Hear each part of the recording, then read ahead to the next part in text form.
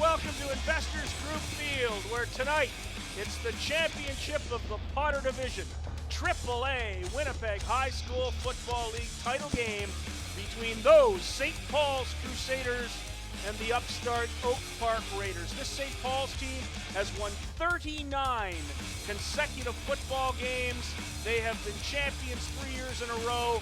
This is going to be a huge night for those young men from Oak Park with another chance to knock off the champions, the St. Paul's Crusaders. I'm Scott Taylor, and joining me tonight, the head coach of the Grant Park Pirates, a team who had a pretty tough game against the St. Paul's Crusaders in the semifinals last week, Doug Kovacs. Doug, welcome to the broadcast tonight, and tell us about this St. Paul's club.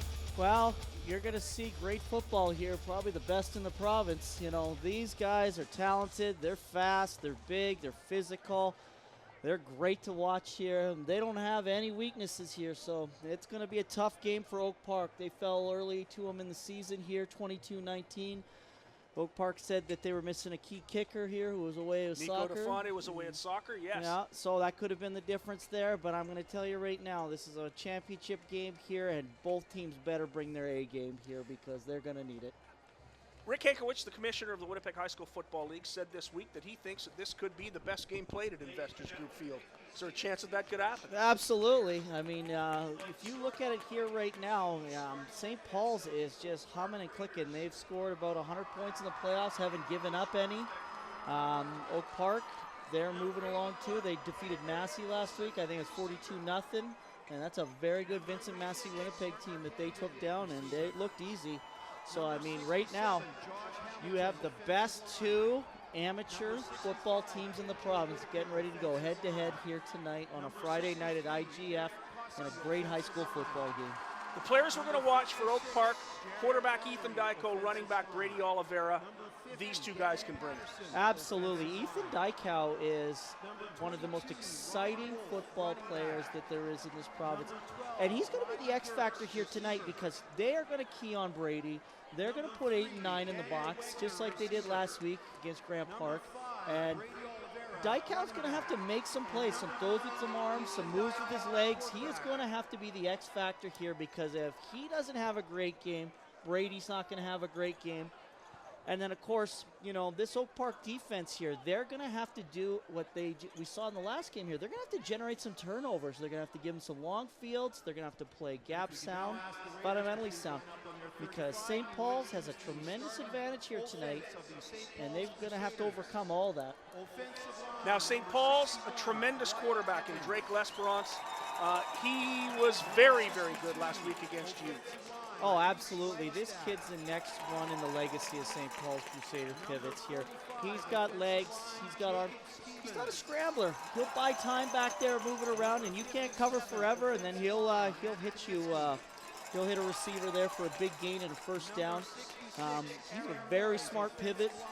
I've watched him all year. He's grown, and, you know, the balanced attack that St. Paul's presents to you is very difficult. I know our defensive staff, you know, tried to put guys in the right place here on them, but, I mean, they use their athletes to their maximum ability, and they always have a great game plan. So it'll be interesting to see how Oak Park's going to counteract this St. Paul's balanced attack and this quarterback. Two legendary coaches, Stu Nixon of Oak Park, Stacey Daynard of St. Paul's. What do they bring to the ballgame tonight? Well, you look at it here. I mean, this has got to be, you know, the 10th time these two have faced off in a final. They know each other well, schools being so close together. You know, the St. Paul staff has got to be one of the best in the province, arguably. You know, they're better than any other amateur product in this province here, bar none. So, I mean, they're going to have a great game plan. And then, you know, Stu Nixon and his coaching staff, they're going to bring a tough mentality, and that's what you see out of Oak Park. You know, that comes from the head coach down. Stu has always produced very tough kids that play physical, and that's what we're going to see here. So, I mean, it's a rivalry game, too. These two are usually the top teams. You know, they play for a trophy every year, too. So we'll see how things shake out here. I don't think I can go either way here on what either coach is going to bring. Both teams are going to be well coached, and everybody is going to be ready for this game come whistle. Well, time now to go down to field level. We'll have the singing of our national anthem. The color guard is on the field. And it is a windy day, as you can tell by the flags of the color guard.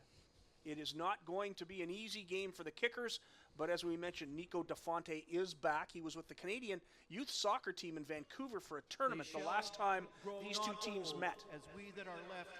Yeah, that probably played a very big factor. In a 22-19 game with 2 field goals missed and a 34-yarder late in the game, it really played a huge role. Well, the one thing that people don't understand is that Brady Oliveira tried to kick a field goal, which was blocked and scooped up for one of the St. Paul's touchdowns. So, I mean, if they had a different kick in there with a better snap, hold, and kick, you know, instead of going 7 points the other way, it would have been a 3 for Oak Park, you know, and that would have been the difference.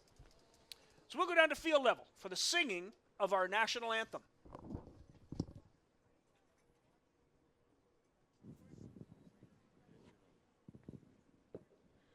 Oh, Canada,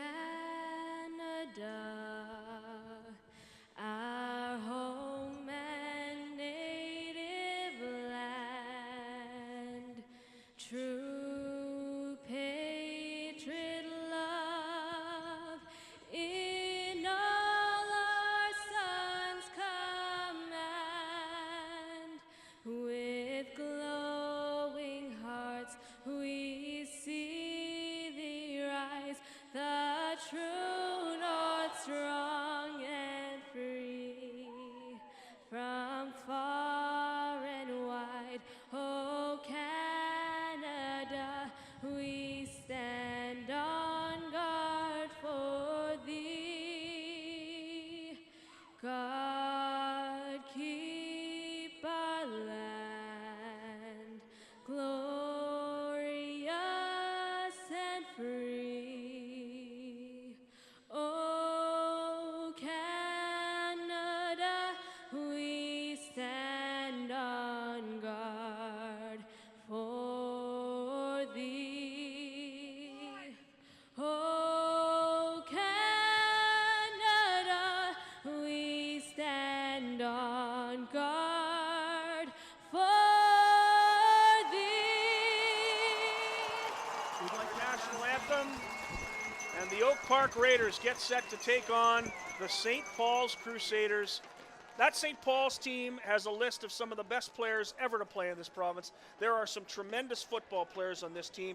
Cody Cranston, Heath Chalmers, Austin Coots, a real nice running back in Trevor Wright, and they've put up some big numbers this year. But the leader of this team is Drake L'Esperance. If that quarterback is going, St. Paul's could have the answer tonight. Well, you know, we all know the names and we all know the hype, so we're going to see what's going to happen here, who's going to live up to the hype here. I mean, you look at St. Paul's here. They're a dynasty. They don't have issues in any positions. They're not banged up. They've got no excuses tonight not to take home the championship here. And you've got Oak Park here, who is going to have to play the game of your life. I mean, they played it tough as they could the first game there, but I mean, St. Paul's is so well coached, and, you know, they get to work. They have a great coaching staff.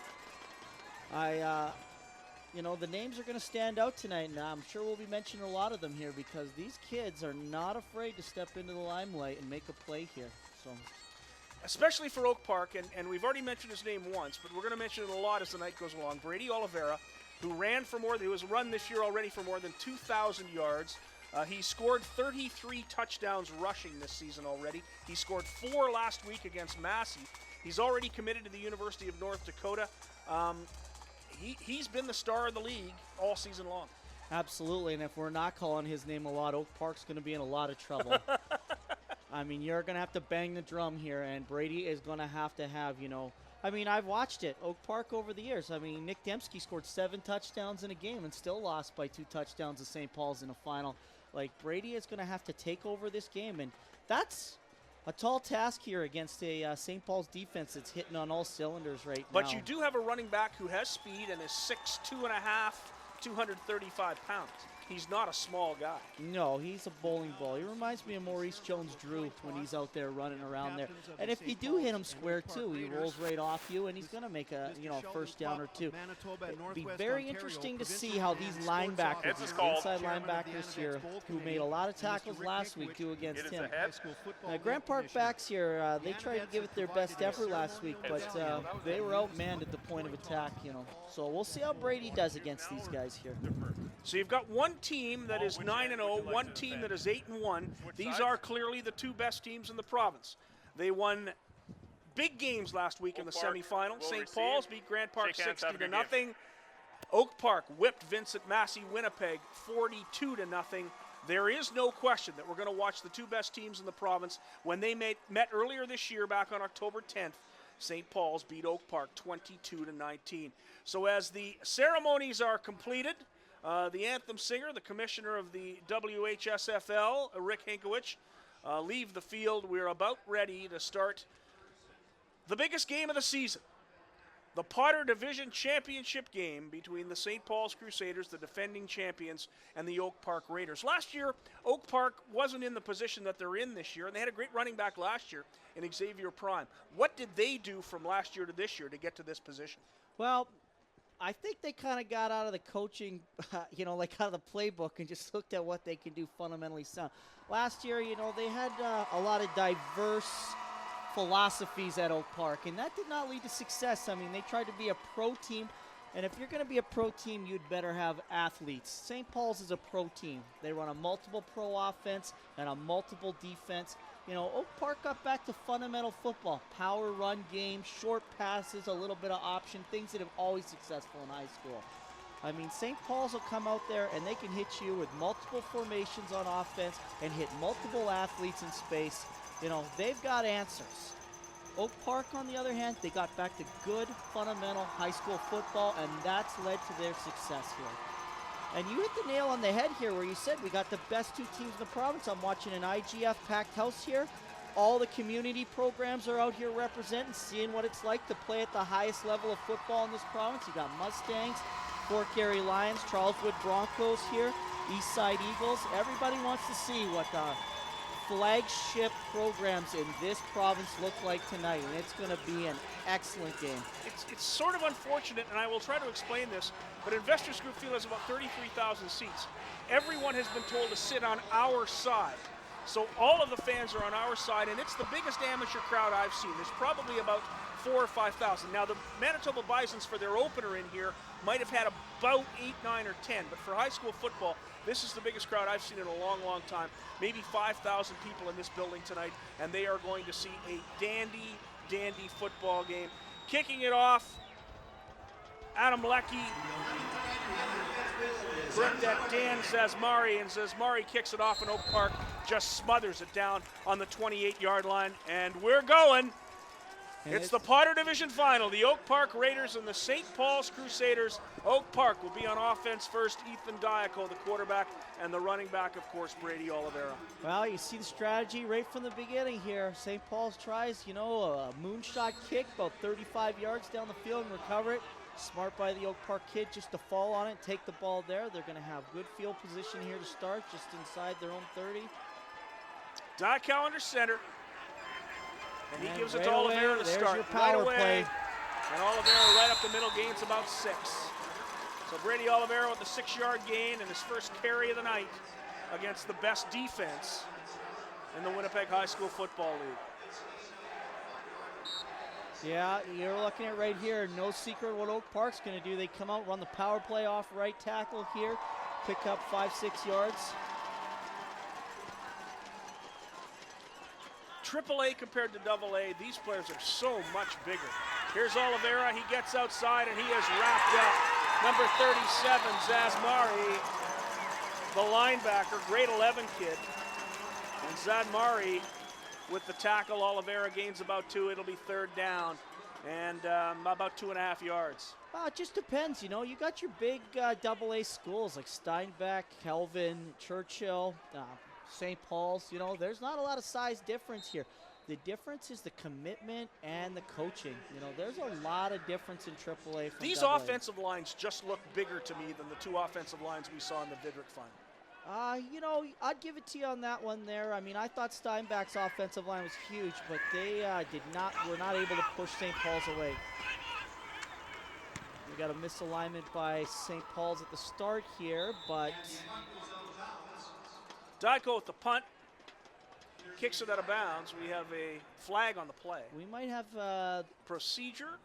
or too late coming on the field. I don't know. Yeah, that no might one be was it. covering the receiver at the bottom down here. Why Dykow just didn't catch it, heel back, and throw it to him? You know, we'd been looking at a 7-0 Oak Park score.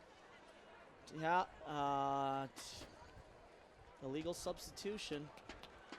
That's a penalty. And that's going to allow Oak Park to keep the football. Well, early mistake here by Illegal St. Paul's. substitution. St. Paul's 15. 10-yard 10 penalty. yards. First down. Now that's just a mistake that I don't see St. Paul's making very often. Well, they're human. I mean, I've seen their quarterback take a unsportsmanlike conduct call. They're high school kids. They make mistakes. They're a little too hyped, and, you know, little 15 forgot to come on the field there for one play. He So won't they're make at the that mistake 44. again. Oak Park at the 44-yard line, and Dyko with a tremendous move. He's got some trouble, but he almost gets outside. What a tremendous tackle by St. Paul's linebacker Luke Sperry.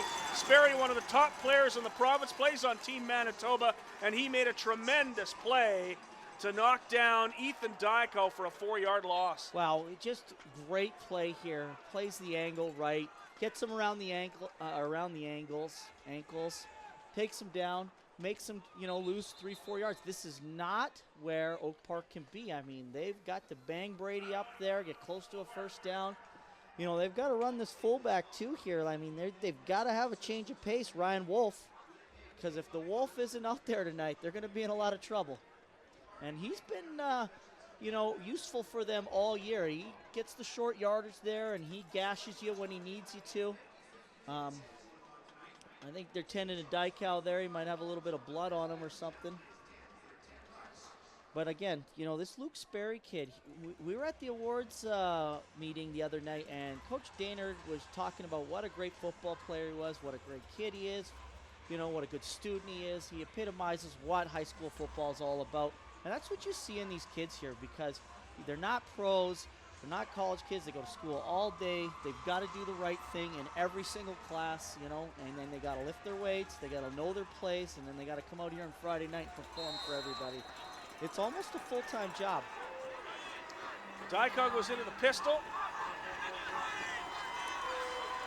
He's back to pass, and it's a long pass down the middle, and that's as close to interference as we'll see without a call being made. Being knocked down, going deep, was number 81, Andre Ellison. I guess the referee determined that was uncatchable, but, you know, looking at the replay here, that should be a first down for Oak Park. It's very difficult here, you know, when the play's so far away that, you know, just for the sidelines. But we all just look at the contact here. But the ball did bounce a little ways away, and the referee ruled that it was uncatchable. And that's the way it's going to play out. It'll be exciting to see this one here. You got Cody Cranston, probably the best football player in the province here, getting ready for a punt return. And I don't think they're going to kick it to him. Dyko back to punt.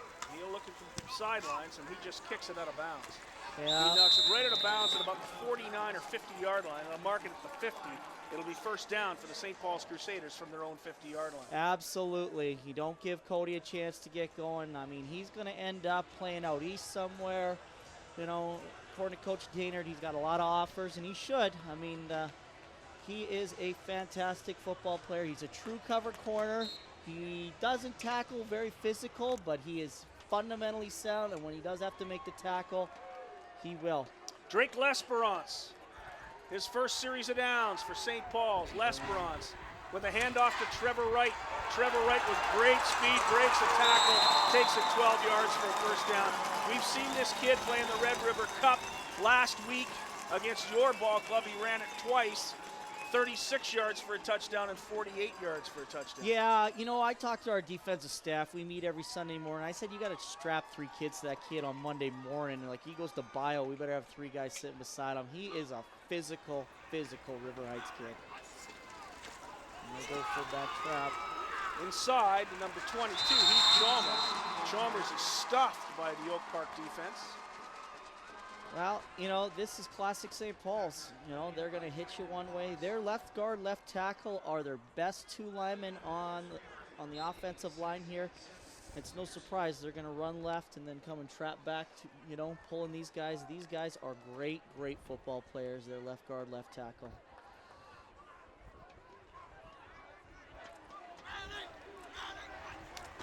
L'Esperance out of the pistol. He's going to run it. He sees a hole, sees an opening, and he's going to be close to a first down. Tackle made by number 55, Will Omalon. That's what you need in championship football games. You need someone like your quarterback to pick up some yards that you don't normally get. You know, you saw it in the Super Bowl last year. Percy Harvin and Russell Wilson doing things to the Denver Broncos. This is the same here. Drake is not a runner. I don't think he's comfortable running, but right here he picks up, you know, At 7, least 8 9. yards for a first down, and, you know, this is what keeps you on the field. He's got it. Be a first down, St. Paul's inside the 40. They're at the 38-yard line, 1st and 10. And St. Paul's moving the football. Well, No score. We're in the first quarter. Played about 4.5 minutes. And this is St. Paul's first offensive series. And it's looked pretty good.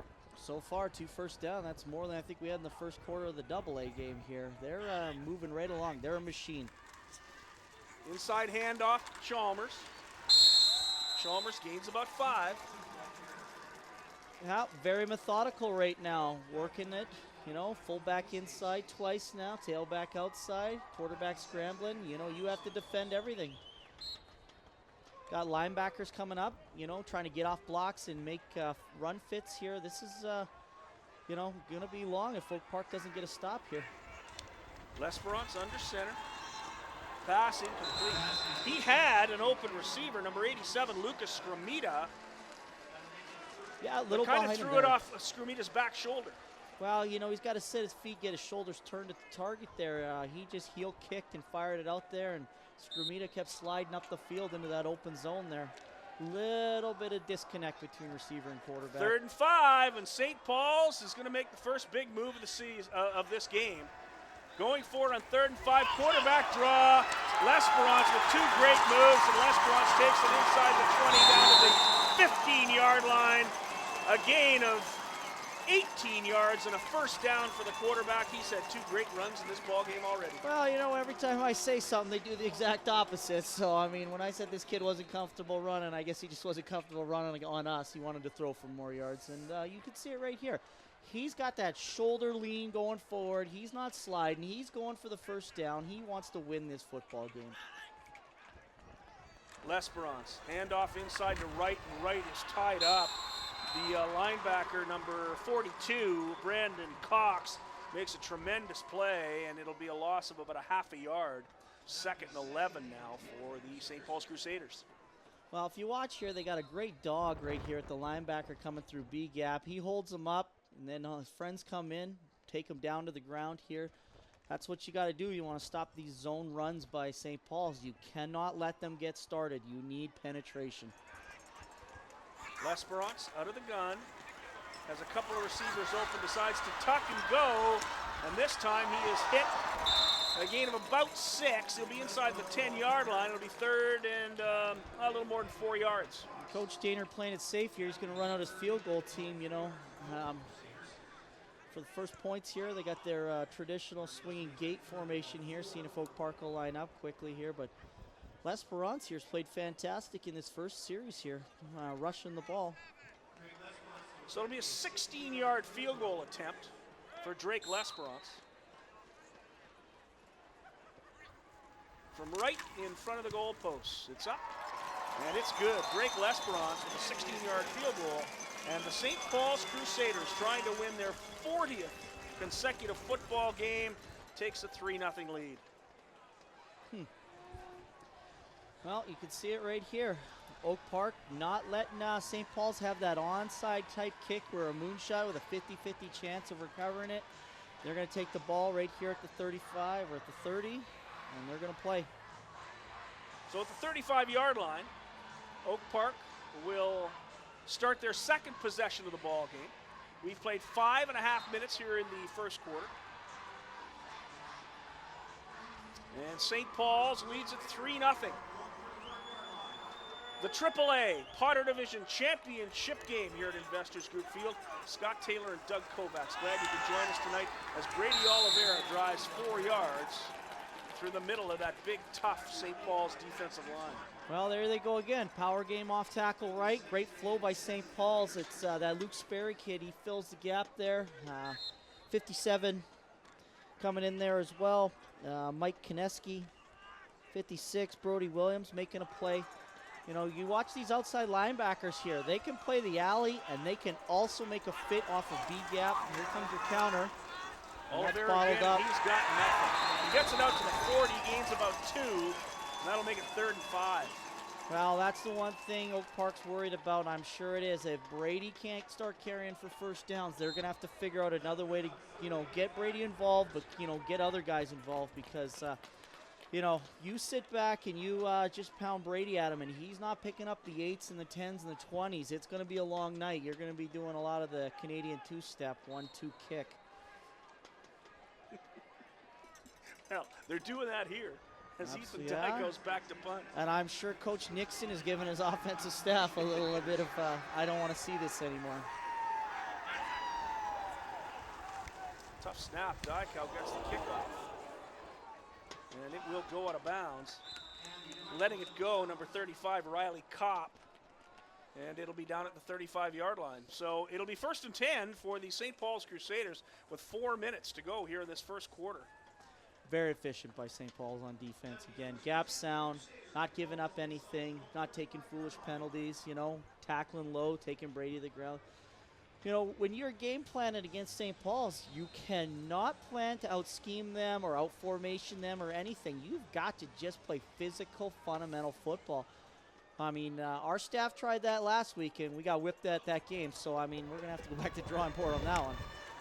Lesperance back to pass, has a receiver almost picked off. Great effort by number 7, Max Baldum, the defensive back for the Oak Park Raiders. And Lesperance's pass almost picked off by Baldum. Max is one of those fantastic defensive backs in this province here right now. One of the top tier kids, you know, potential league all-star, you know, one of those kids that you look at and you know, doesn't show up on the stat sheet because people don't normally go around him, but when he does, you're going to pay a price, you know. Outside zone here again. Lesperance hands it to Trevor Wright. There is a penalty on the play. Yeah, they're going to get hold. They're going to get the fullback for holding at the point of attack here. Oak Park kid stuck his foot in the ground and was able to hold the edge, and you know, he couldn't get his butt turned to the sideline, so he had to take him. 5-yard gain for Trevor Wright, but there will be a holding call on the play right there. I think Oak Park would be wise to decline this one here and have him punt. I don't think I want Drake dropping back again with a 3rd and long. Or 2nd and long. Now, on 3rd and 5 in the first possession. Offense, 22, penalty is declined, 3rd down. St. Paul's went for it on 3rd down. Well, that's in the Oak Park territory. You're really you're right in that go for it range anyways. If you punt it, you're going to kick it through the end zone. You know, if you field goal, it's too long to cover. I mean, linemen on field goal teams running 30 yards downfield to cover receivers that are catching a missed field goal, you potentially give up 7. So I think that was the strategy up there. You know, here, you're in your own zone. You know, you're up by 3-0. Oak Park's done nothing to make you nervous. Kick it away, play defense. I mean, that's St. Paul's 4-4 right now. They're not respecting the Oak Park pass game either. So Dallas Opiola back to punt. It's a low end over end. And taken by the big guy, number 22. The Wolf. Ryan Wolf. And he brings it back inside St. Paul's territory down to the 53-yard line. You know, I'm watching film here this year. Ryan Wolf's been impressive to me. I mean, you watch Brady and you're amazed, but man, this is a lunch pail kid. He makes the key blocks. He knocks out their best players. He kicks out the linebackers and defensive ends. He does all these little and he's things. Big. He's a big kid. You know. It's Dykow under center. There you Moves it to go. Oliveira. Great block from Ryan Wolf. There will be a penalty. 65 lost the edge on him, couldn't get him down, and he hauled down 68. So KJ Whitaker is going to be called for holding. KJ Whitaker, one of the best offensive linemen in the province. Cass Vidrick nominee, I know that for sure. Could have won the Lineman of the Year award. We'll have to see how that comes out on award night, but I mean, he is a great football player. Holding. Oak Park 65, 10 The yards. penalty is against KJ Whitaker. It'll be a 10-yard penalty. It'll make it 1st and 20 for Oak Park. Yeah, you know, I love coaching offensive line. It's kids like him, you know, you just watch them. Big kids, can't really play other sports, you know, not volleyball, basketball kids. This is a sport for them, and around they go. Dykau outside to Oliveira. He's got no place to go. He tries to cut it back. And St. Paul's pulls Oliveira to maybe a yard. Swarming. And led by Cody Cranston. Well, they swung the ball out there to the right there, but it was a short side of the field, and St. Paul's was in a zone. You know, they had 5-6 bodies ready to come up the field already on that one. There you see it again. St. Paul's going to run their 4-4 here and play man-to-man. Dykau's going to take it himself. Try to get outside. He's got some tremendous speed, and he isn't going to get there. He is run down by number 20, Evan Lynn Keeley. What a great defensive effort by Lynn Keeley. You know, when you're playing the lower level Potter teams, you know, some of the, you can do that kind of stuff where you leave a guy unblocked on the perimeter and you try and out-athlete him. Not the St. Paul's. They're going to run you down. Kid played it perfectly there, too. Didn't lose the angle. Ran him to the sideline when he ran out of room, and once Ethan turned up, it was an easy tackle. You had the hip. You know, very good fundamental tackle there. Use the sideline as your friend. So Dykau back to punt. Cranston He's going to get a shot at this. will take it and step out of bounds. Out of bounds at about the 28-yard line. Make it, yes, the 28, exactly. And St. Paul's will have 1st and 10. Less than 2 minutes to play here in the first quarter. You see the score, St. Paul's 3, Oak Park nothing. This is the championship game of the John Potter Division, the AAA championship of the Winnipeg High School Football League. The two best players, 8-0, now 9-0 St. Paul's against 8-1 Oak Park. And we got a 3-0 dandy here in the first half. Yeah, that's a good fill there by middle linebacker there. You can hear the hitting going down there. You can hear a lot of plastic on plastic, can't you? Yep. Well, surprising. Both teams are playing it pretty right down the middle right now. You haven't seen a lot of variation. St. Paul staying in their pro personnel, 2 back, 4 wideout sets. I've spent a lot of this season watching Trevor Wright and Brady Oliveira run wild against teams, and they have no room tonight. No, they don't. Oak Park here, they're not buying it. Lesperance back to pass. He's got a man open in the middle and a great catch by Lucas Scramita. The ball was taken right out of the hands, and it'll be a dropped ball by Scramita and an incomplete pass. Well, he ran right down the zone there, or right down the seam. It's very similar, post seam fade. Looks right like he has it, and it's taken right out of his hands by number 55, Will Omalan. Omalan's been all over the ball in this ball game. And that was almost an interception for Omalan if he doesn't drop it. Absolutely. Here. What was interesting about that play is Scramita had it for about as long as Mandel did in the AA game, and Mandel was called a fumble. Oh, yeah, that's true, eh? It just depends on how close those referees are and what they're seeing. So there's the punt by number 84. Dallas Opiola, not a very good punt. It goes out of bounds on the 42-yard line.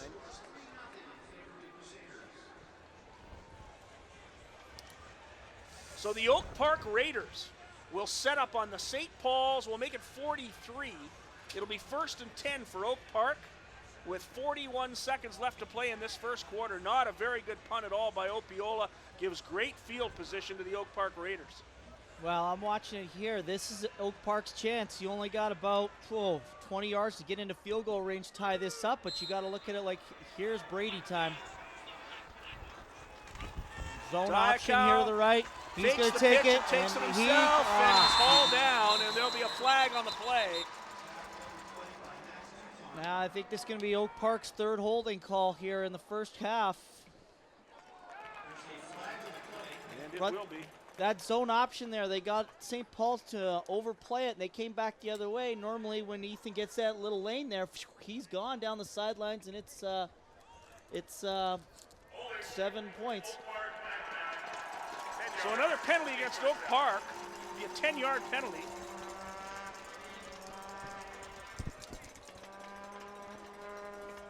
And so now Oak Park's great field position not quite so good. They're at the 53. It'll be 1st and 20. And that's not an easy situation to overcome. Well, we'll see what happens here because St. Paul's not respecting the pass. And there he is. Ryan Wolf breaking tackles. Big Ryan Wolf carries for almost 10, maybe 8 or 9. Well, you can see St. Paul's is coming out with a 4-4. They're playing cover 0. Everyone's at about 7 yards. There's lots of space for routes to be run. They hit the fullback in the flat out here. He breaks a tackle. He picks up, 11 yards. It's 2nd and 9, So about a 10-yard gain. It'll be 2nd and 10. Back at the 43. Diakow fakes one way, tries to go inside. Now he cuts it back outside. He's got some room to run. Pulled down finally on the corner by number 20, Evan Lynn Keeley. Well, he's pure electricity here. If you saw that, he picked the ball here, goes up inside, back outside, changes their pursuit angles. Here he just outruns number 14, breaks a tackle, runs over another kid, key first down. We're going to change quarters here, and Ethan Dykow's pumped up about what they're doing. Ethan Diakow makes it happen. He gets a first down, the first of the game for the Oak Park Raiders, and we've played 1 quarter of football in this Potter Division Championship final between the St. Paul's Crusaders and the Oak Park Raiders. It's 3-0. St. Paul's leads it after 1 quarter, but Oak Park starting to move the football. This has turned out to be as good a game as I expected, Doug. Well, it's great to see the 2 top teams in the province going back and forth here, blow for blow. I'm watching, Brady Oliveira. He's trying to pick up yards. Ethan Dykow's trying to pick up yards. You can see it in the same thing here. I mean, it's exciting right now. Here, Oak Park comes back with the power play. And Brady had a hole, and Brady drives it down to the 20-yard line. He'll be close to a first down. That's his biggest gain of this ball game. Absolutely here. This is what Brady does best. You watch a guard and fullback come up the hole, and this is just power football at its best. 6, 7, 8 yards, clouded dust, dragging tacklers, helmets having to be readjusted. That's what you want to see from Oak Park. 2nd and less than 1. Diakow under center this time.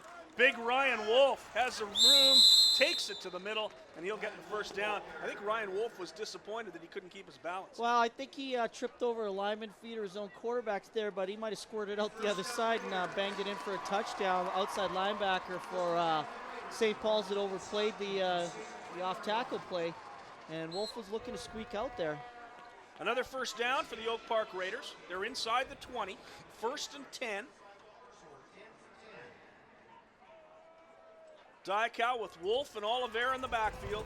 Wolf leads. Oliveira's got a hole, and he's going to go down to the touchdown. Brady Oliveira, 20 yards for the touchdown, and Oak Park has taken a 6-3 lead. Wow. You want to see a hot knife through butter. Watch this play here. What through a great seal job by Wolf. And through there he goes, and he's in the end zone. I mean, he was 19 yards downfield before St. Paul's defender made contact with him.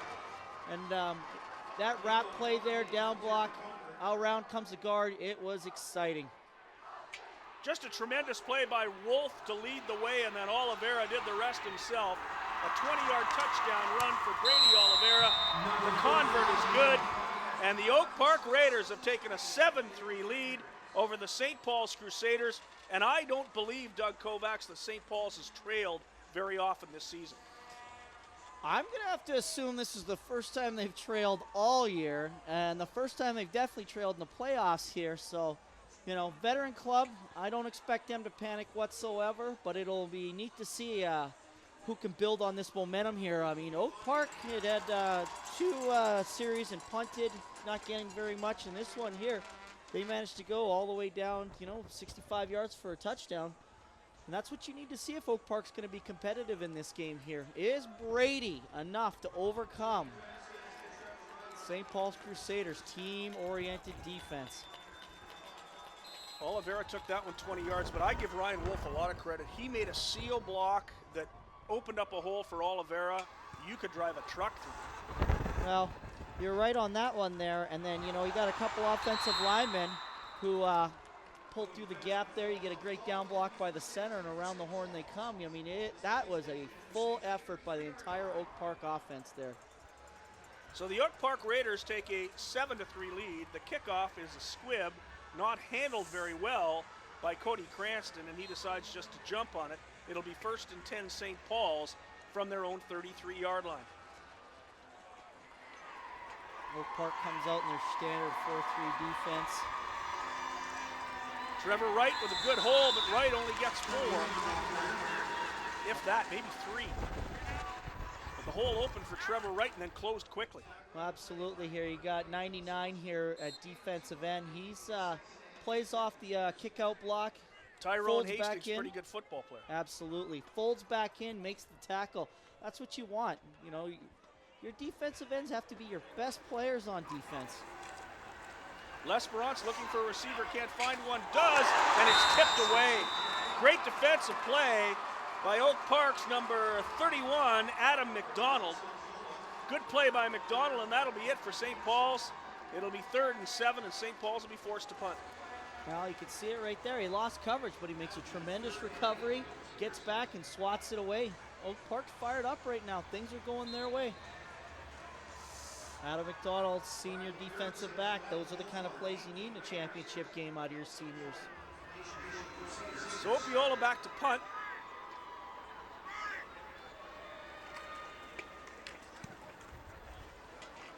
Big Ryan Wolf will take it on the bounce. Hangs on, just gets himself a couple of yards. Back to almost the 40-yard line. It'll be 1st and 10 for Oak Park from their own 39. Now both teams punting low and not allowing people to get returns. You're not getting a distance out of it, but you're also not giving up long runs on the returns. So, both teams trying to keep it very even on the punt game. So Dyka once again with Oliveira in the backfield, the lone back. Hand off to Oliveira, can't find a hole, great tackle inside, and Oliveira gets about 2. Now Oak Park here trying to run their own version of outside zone here. They get a little pull, down block. They're trying to take advantage of that 3 technique for St. Paul's with the down block, get the guard up in the C-gap hole. But, you see here, there's a lot of purple helmets right there in the gap. Dan Satmari with the great tackle on Oliveira. Out of the gun now, Diaco with the same quarterback draw, but he's going to go nowhere. And Zatmari is right there to shut that down. The middle linebacker, Dan Zatmari, makes a great play, and that'll be it for Oak Park. They're down to 3rd and 9, and they'll have to punt it away. Well, nose tackle Cameron O'Hara doesn't buy it on the pass rush either. You can see right from the start, he does not go upfield. He's going to hold his gap. Big, tall kid. I mean, he's got to be at least 6'6", 6'7" out there playing.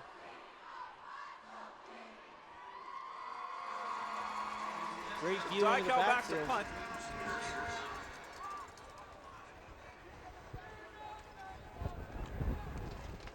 Good punt by Dyka.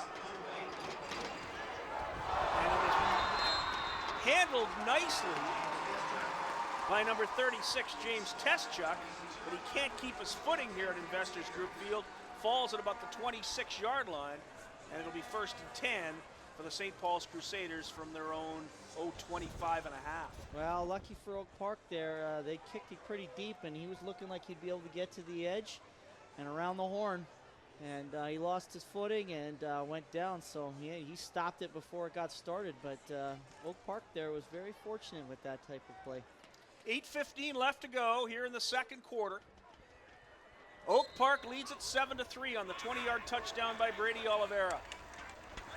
There's a handoff to Trevor Wright, and Wright is tied up. Good defensive play, a solid defensive play inside by the linebacker, number 42, Brandon Cox. Cox has had a great start to this football game. Well, you watched them just fit the gap here. St. Paul's going to run their ISO play and bring the fullback up the B gap, but he's no Ryan Wolf. He gets shed and the linebacker stuffs it up right there, and Trevor Wright doesn't have a lot of place to go. But that being said, it's still 2nd and 6, so we'll see how things shake out here. L'Esperance back to pass, and he's being chased down. He gets away, escapes, looks for a receiver, tries to throw one, and it is incomplete. Great defensive play by Diakow coming out of his safety position. You're right about Ethan Diakow. What a tremendous athlete he is.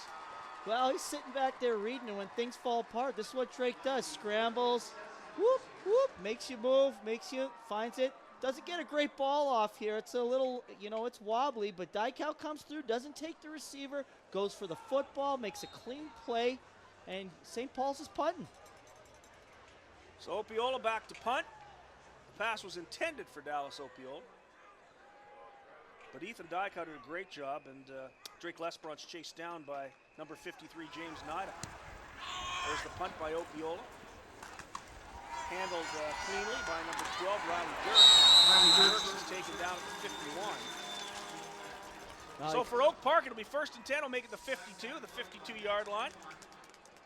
And Oak Park with another opportunity. And are you surprised that Oak Park is leading this deep into the football game? I figure it'll be back and forth here for quite some time here. I don't think for Oak Park to hold this 7-3 lead this late, this early in the 2nd quarter, it's not surprising. We have to see, though, some St. Paul's offensive players step up here and start generating some offense. Hand off to Oliveira. He's got nowhere to go, but he makes some room for himself. He gets outside, breaks the tackle, and he's got some room down the sidelines. He's pushed out at the 30. Cody Cranston had an opportunity to drop him for only a 2-yard gain. Couldn't make the tackle because those great big legs of Brady Oliveira ran right over him. His gain is 26 yards and a 1st down. There's the chance for Cranston. He can't knock down Oliveira, and Oliveira takes it down to the 20. Well, we'll make it the 29-yard line. Full marks for Cranston. They're trying to make the tackle, but Brady does that to everybody. Starts right, comes back huge. Left, Diakow's going to take it himself. Can't find a hole, and he is stopped first by number 68, Brett Roskus. Roskus. 10th grader Brody Williams out there, 56. He made a lot of plays last week, too. Came out there. You see him on the edge here. Throws a rip, makes him cut back inside, and then gets in on the tackle. Loss of a yard. It'll be 2nd and 11. No, you go back to that Brady Oliveira's run. That's what he does. He starts right. You get a vertical push here, and you give him a little cutback lane, and down he goes. And now he's one-on-one with Cranston. That's not what Cranston does. He doesn't fill gaps and tackle like that. He covers and moves you to the sideline. He came up, tried to wrap up Brady, but like so many people did this year, he fell to the ground, and then around the corner he went down the sidelines here, and he puts Oak Park in field goal range. With Nico DeFonte, field goal range is from about the 40 in. Well, that's a nice weapon to have here. We were gifted. We were very fortunate to have a field goal kicker at Grand Park this year, and he was also a punter, and he could really knock that ball through. You cannot overestimate how important it is to have a snapper and a kicker in the Canadian football game. So it'll be 2nd and 11 for the Oak Park Raiders as the timeout has ended. Diakow with big Ryan Wolf as his up back. Now he goes into the pistol. 3 receivers to the right, including Oliveira. Pass by Diakow. Darryl Oliveira's over his head. Not a particularly good pass from Diakow. Tough catch there. Oak Park's introduced a new formation here with these 6 receivers that St. Paul's hasn't seen before, and they're trying to get Brady matched up on the 10th grader here. Check that. It's number 55 here for them. That's Luke Sperry. Luke Sperry. So, they're trying to get a matchup of their running back on a linebacker, and just exploit that matchup. So Nico DeFonte is going to try a 37-yard field goal.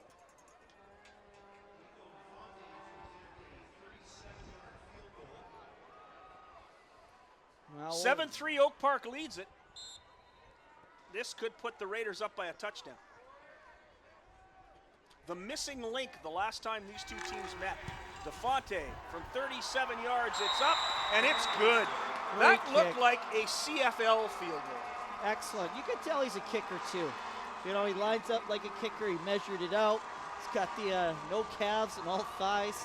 You know, and he knocked it in there. Nico DeFonte, who was not in the lineup the last time these two teams met. He was in Vancouver playing with Canada's national youth soccer team. He hit that one from 37 yards and could have hit it from 50. And that's into the wind here. Well, you know, we said it before, the kicking game is so important, especially in this game here. It's going to be tight. We're at a 10-3 score here, and, you know, every single point counts. Now, St. Paul's coming out with their 5-receiver package. There's a quick hitter to number 80. Curtin Colson. Colson's been a big receiver all year for Drake L'Esperance. Well, this has been the St. Paul's game plan for 10 years, and the WHSL has watched it. They'll come out with their two backs and try and run on you, and if they can't, they'll come out with their 5-receiver set and try and throw on you, and if they can't, then they go a little deeper into the bag. And I know they have some power eye stuff in there. They have some shotgun option stuff. Park looked offside. Trevor Wright runs for first down, carries it for 6. We'll see what the call is, but looked like encroachment. Well, when you go this 5-receiver stuff, you try and get a linebacker out of the box and a safety, and you try to basically use your 7 on their 6 in there, and you need your quarterback there to hold the backside end. Offside. Oak Park, 72. Oak Park was offside, number 72, Evan Mello. Didn't matter. Trevor Wright carried for 6. First down for St. Paul's, and Drake L'Esperance goes back into the gun. And he has a receiver wide open, a great pass by Drake L'Esperance to Micah Summer. Summer played well against you last week. He had a very, very good football game against your club. Yeah, we tried to match up a kid on him, and he didn't have his best day. And then, when we did get pressure on Drake, he scrambled around, and we couldn't end up covering him the entire time. And, he'd catch a couple balls off, right there. You see Drake just step into it and throw a great corner route there to the receiver. So 15-yard gain, 1st and 10 from the 48 of Oak Park, and now Drake L'Esperance is going to have to run. And he is stopped, first of all, by number 91, 91, Machuar Akau. And then the rest of that Oak Park offense or defensive line got the job done. Yeah, Oak Park had great pass coverage on there. They had a hat on a hat in the secondary, defensive guys up front there, just getting some pressure off the edge and, push Drake up the middle there and then just rally and make a play. Gain 2 to the 46. Drake, great job to avoid the tackle. There's the pass incomplete. Good throw by L'Esperance, but he couldn't get his man open. His intended receiver was Lucas Scramita, but a great move by L'Esperance to get open. He's a very shifty quarterback. Both of these quarterbacks can avoid tacklers. Well, you see him. He spins around here, buys some time, gets his shoulder square, and fires it down the middle. But, Ethan Dykow's sitting back there patrolling the deep third for Oak Park, and there's nothing there for you, I'm sure the clock in Drake's head was going off too, saying, you better get rid of this or you're going to get schwacked. Zapiola back to punt. He kicks it off the side of his foot out of bounds. Not a very good punt at all for Dallas Opiola. Well, the Oak Park hockey team's in the front row down there, and they seem very excited about all of that. Great rivalry between these two schools, Oak Park, St. Paul's, that you've seen over the years. Churchill, Sisler, they've been great. Grant Park, Calvin, those are, the ones, kind of wish Calvin would play us a little more. They don't seem too interested. Pitch to Oliveira. He has nowhere to go. St. Paul's all over that pitch, and it'll be a 3-yard loss. Well, that's not what Brady does. He's not a perimeter running kid. He's a zone bounce kid, and you pitch it to him, he's just not going to flat out run to the perimeter and beat a guy. like that. You know, I'd like to see him come up and then bounce and get to the outside, bounce and get to the outside, and bounce a little one more time to the sideline and down it. I think that's more of his strengths there than just trying to outrun defenders. 2nd and 12. Diakow runs the option, gets it to Oliveira outside, and he's taken down again. Grady Oliveira got about 3 yards. That'll make it 3rd and 9. Well, they're trying to run that zone option there, and they're trying to just seal up 47. They get him jacked back and get a good cut on him. 55's on block, though, and I mean, that's not going to help. You've got to make a guy commit. Ethan's got to, you know, fake the pitch and take it up the seam, or he's got to let 55 just about tackle him and pitch him because you're running out of room there. And Luke Sperry might be the best defender on this club. Well, maybe the best tackler. You know, it's not too bad having 4 or 5 linebackers like him out there. You know, you look at this St. Paul's all-star team here that they've got out there. I mean, all these kids could be... And there's a fake by Diakow. He's got some running room, and he'll have the first down. Diakow gets it to the 50. The fake by the quarterback punter, Ethan Diakow. You called it before the game. You called him one of the most exciting, dynamic players in this league, and he just did it again, Doug. Well, that's what you got to do. You've got to generate possessions. You can't trade punches with St. Paul's. They've got too many athletes. You've got to throw them off their game. This is a great fake because they got a hat on a hat. And, I mean, this isn't a for sure first down. It's close. He goes over the top of a kid to get that extra few inches he needs to take out to get the first down. He knew exactly where the first down marker was. He knew he had to get to the 50, and he pulled it off. You know, he's one of the great quarterbacks in this league, but... you know, you don't really also notice him plays because of Brady. You know, but he is an elite athlete here. You've got a few in the AAA division here, you know, that are just great quarterbacks that can play and are out there, can, you know, run around a little bit too. Miles Koszowski, the injured St. Paul's linebacker, he's heading off under his own power. So 1st and 10 for Oak Park at their own 50 on that fake punt. Well, we got 2 minutes and 38 seconds here. I think Oak Park would like to go down there, score a touchdown, leave them less than a minute to. And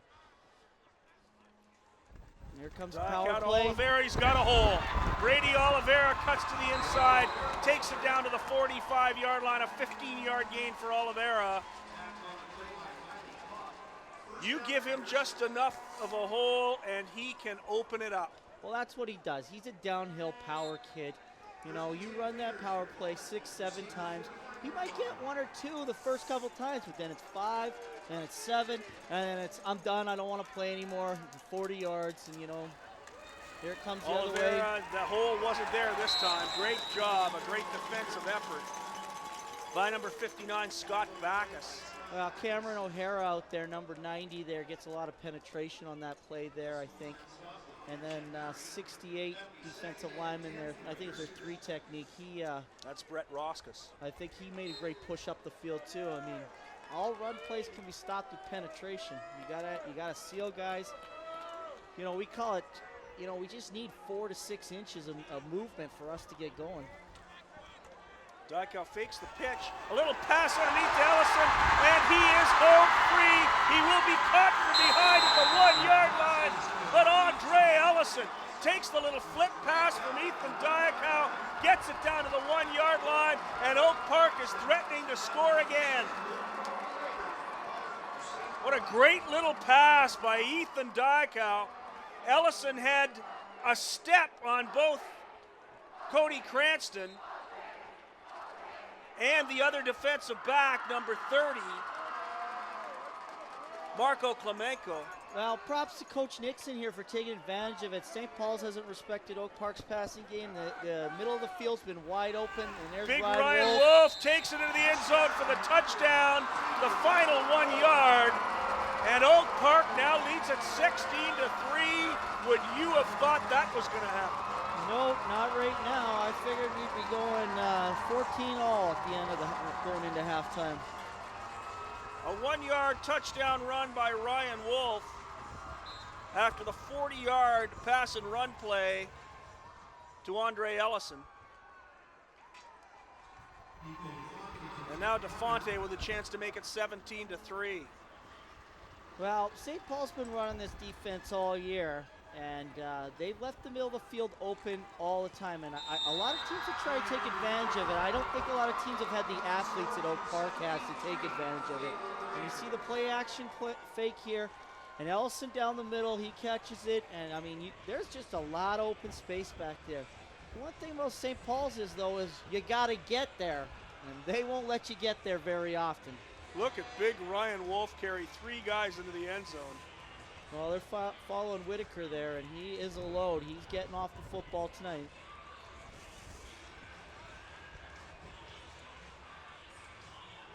(17-3) Oak Park leads St. Paul's. We have 1:31 to go in the half. Here we go again for another kick here. We'll see what Oak Park does. They've been elected not to put it in Cranston or Wright's hands here. They've been kicking it short. We'll see if they continue with that. DeFonte Usquiver. This one takes a big hop to Trevor Wright. And Wright just runs right into the Oak Park coverage. KJ Whitaker made the tackle. Well, you'd like to see Wright make a move or move towards the sideline there, especially when you get a line drive like that. Seams will open up since it's such a bang-bang play. So, but Oak Park kid made an excellent hustle down there and made the tackle right there at the 37-yard line. So L'Esperance under center. Pass was incomplete. It was intended for number 7, Tommy Semchishin, who was the quarterback of the AA champions last year. Yeah, he was an athlete back there running option and running around throwing. St. Paul's does a good job of trying to get their athletes in space here. Little jailbreak screen out there and try and get things moving. But ball's short and bounces, and Tommy can't come up with it. And it's now long yardage here for St. Paul's. 2nd and 10. L'Esperance into the pistol. 1:23 to play in the half.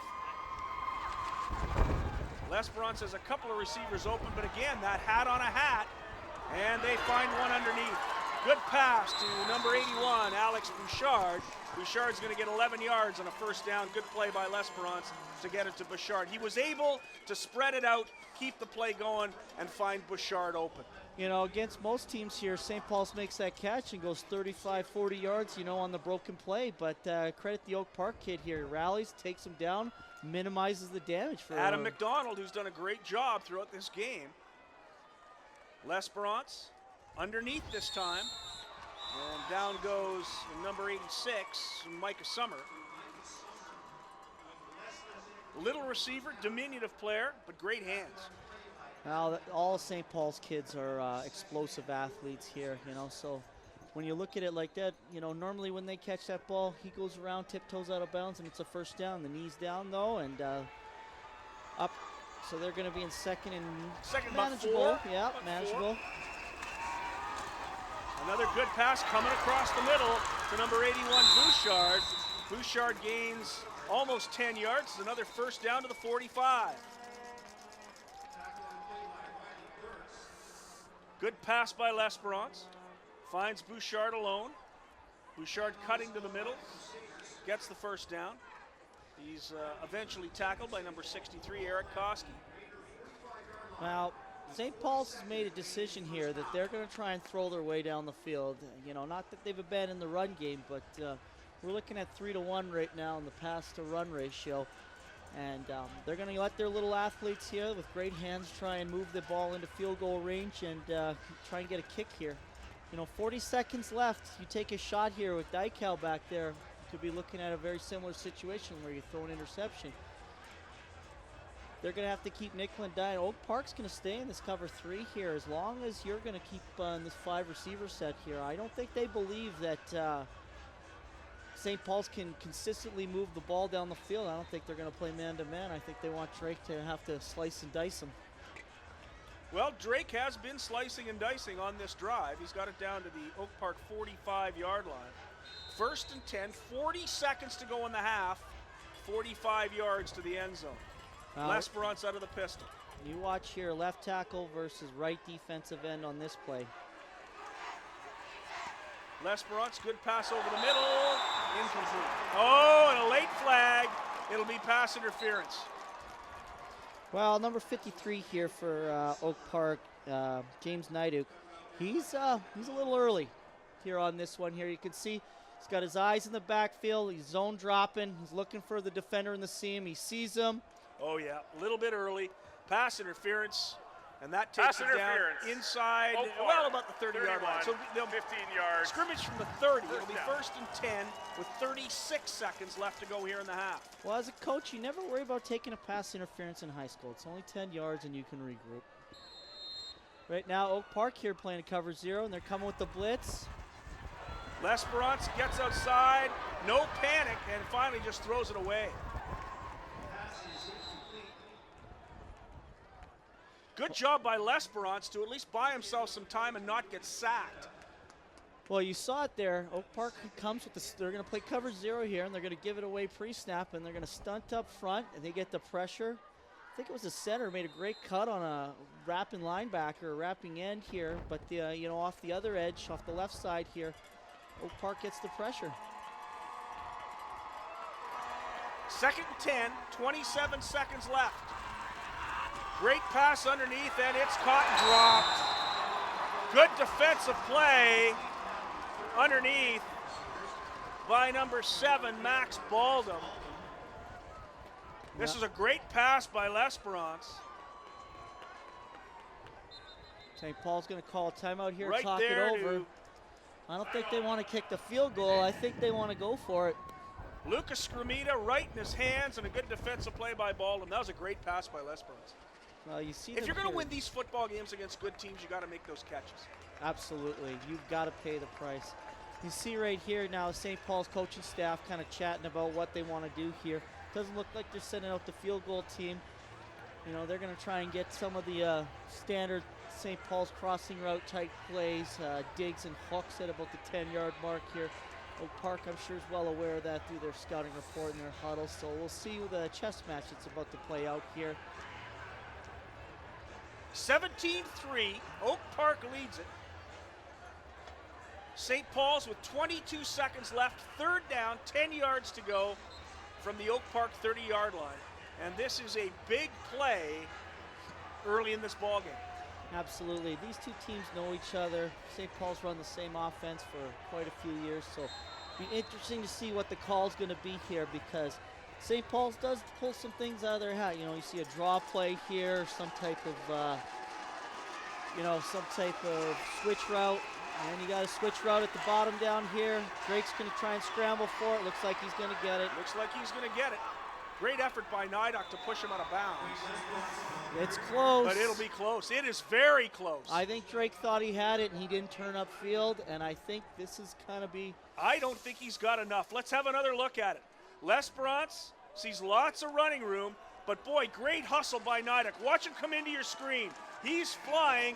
He gets him at the 21-yard line.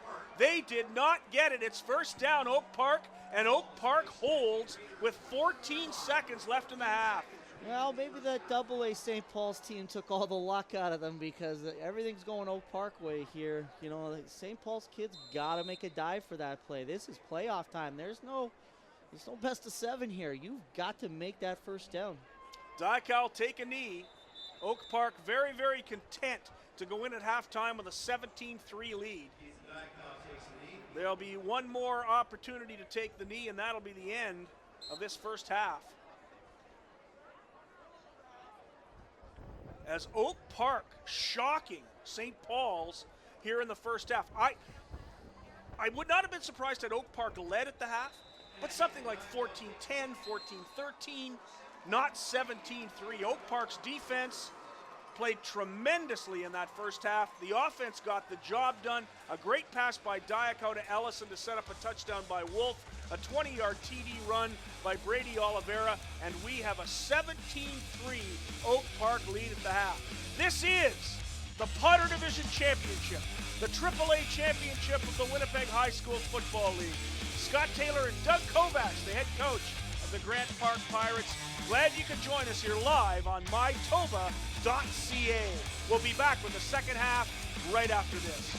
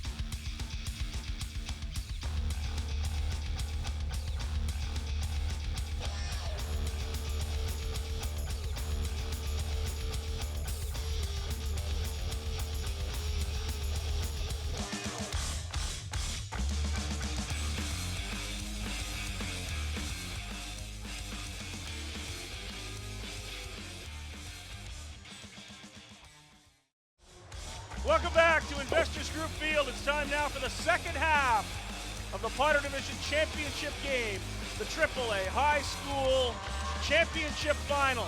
Kicking off, Nico DeFonte. He goes deep. Handled by Cody Cranston at the goal line, and St. Paul's brings it back. Cranston tries to get outside. He's got no place to go, and he's finally pulled down at the 20-yard line. Great coverage by the Oak Park Raiders. We have played one half of football here at Investors Group Field, and Oak Park leads it 17-3. Touchdowns by Ryan Wolf and Brady Oliveira, and a 37-yard field goal by Nico DeForte. That's the difference in the game. Nothing but a 16-yard field goal by Drake Lesperance in the first quarter for St. Paul's. Doug Kovacs, brilliant defensive effort by Oak Park. Absolutely here. St. Paul's has got to get back to what they do best here. I mean, that move, you can see it right there. That move by Cody works against lower division teams that are running around in circles and trying to create angles. Oak Park has brought their helmets to play football. They're not buying that, you know, and it's the same thing in the first half here. They had a little bit of a move. You know, a little drive here early where Drake scrambled for a little bit, but since then, Oak Park shut everything down. Number 12 there for Oak Park down. Riley Dirks, receiver on the kick coverage there. He's had a pretty nice football game tonight, especially on special teams. But Oak Park with a surprising 17-3 lead. This is the championship game. This is the game everybody was waiting for. This is the game that's brought about 5,000 fans here to Investors Group Field tonight. So Drake Lesperance at quarterback leaves it for Trevor Wright. Wright tries to get outside, and he is taken down right at the 20-yard line by a handful of Oak Park Raiders led by number 53, the linebacker James Nida. Well, you see it here. St. Paul's comes out, and they're going to try and get their counter power game going here. So they're going to pull backside guard, try and wrap him up in the hole. Trevor bounces it outside where the blocks aren't, and he gets taken down by 2-3 Oak Park defenders here. You got to follow your blocks.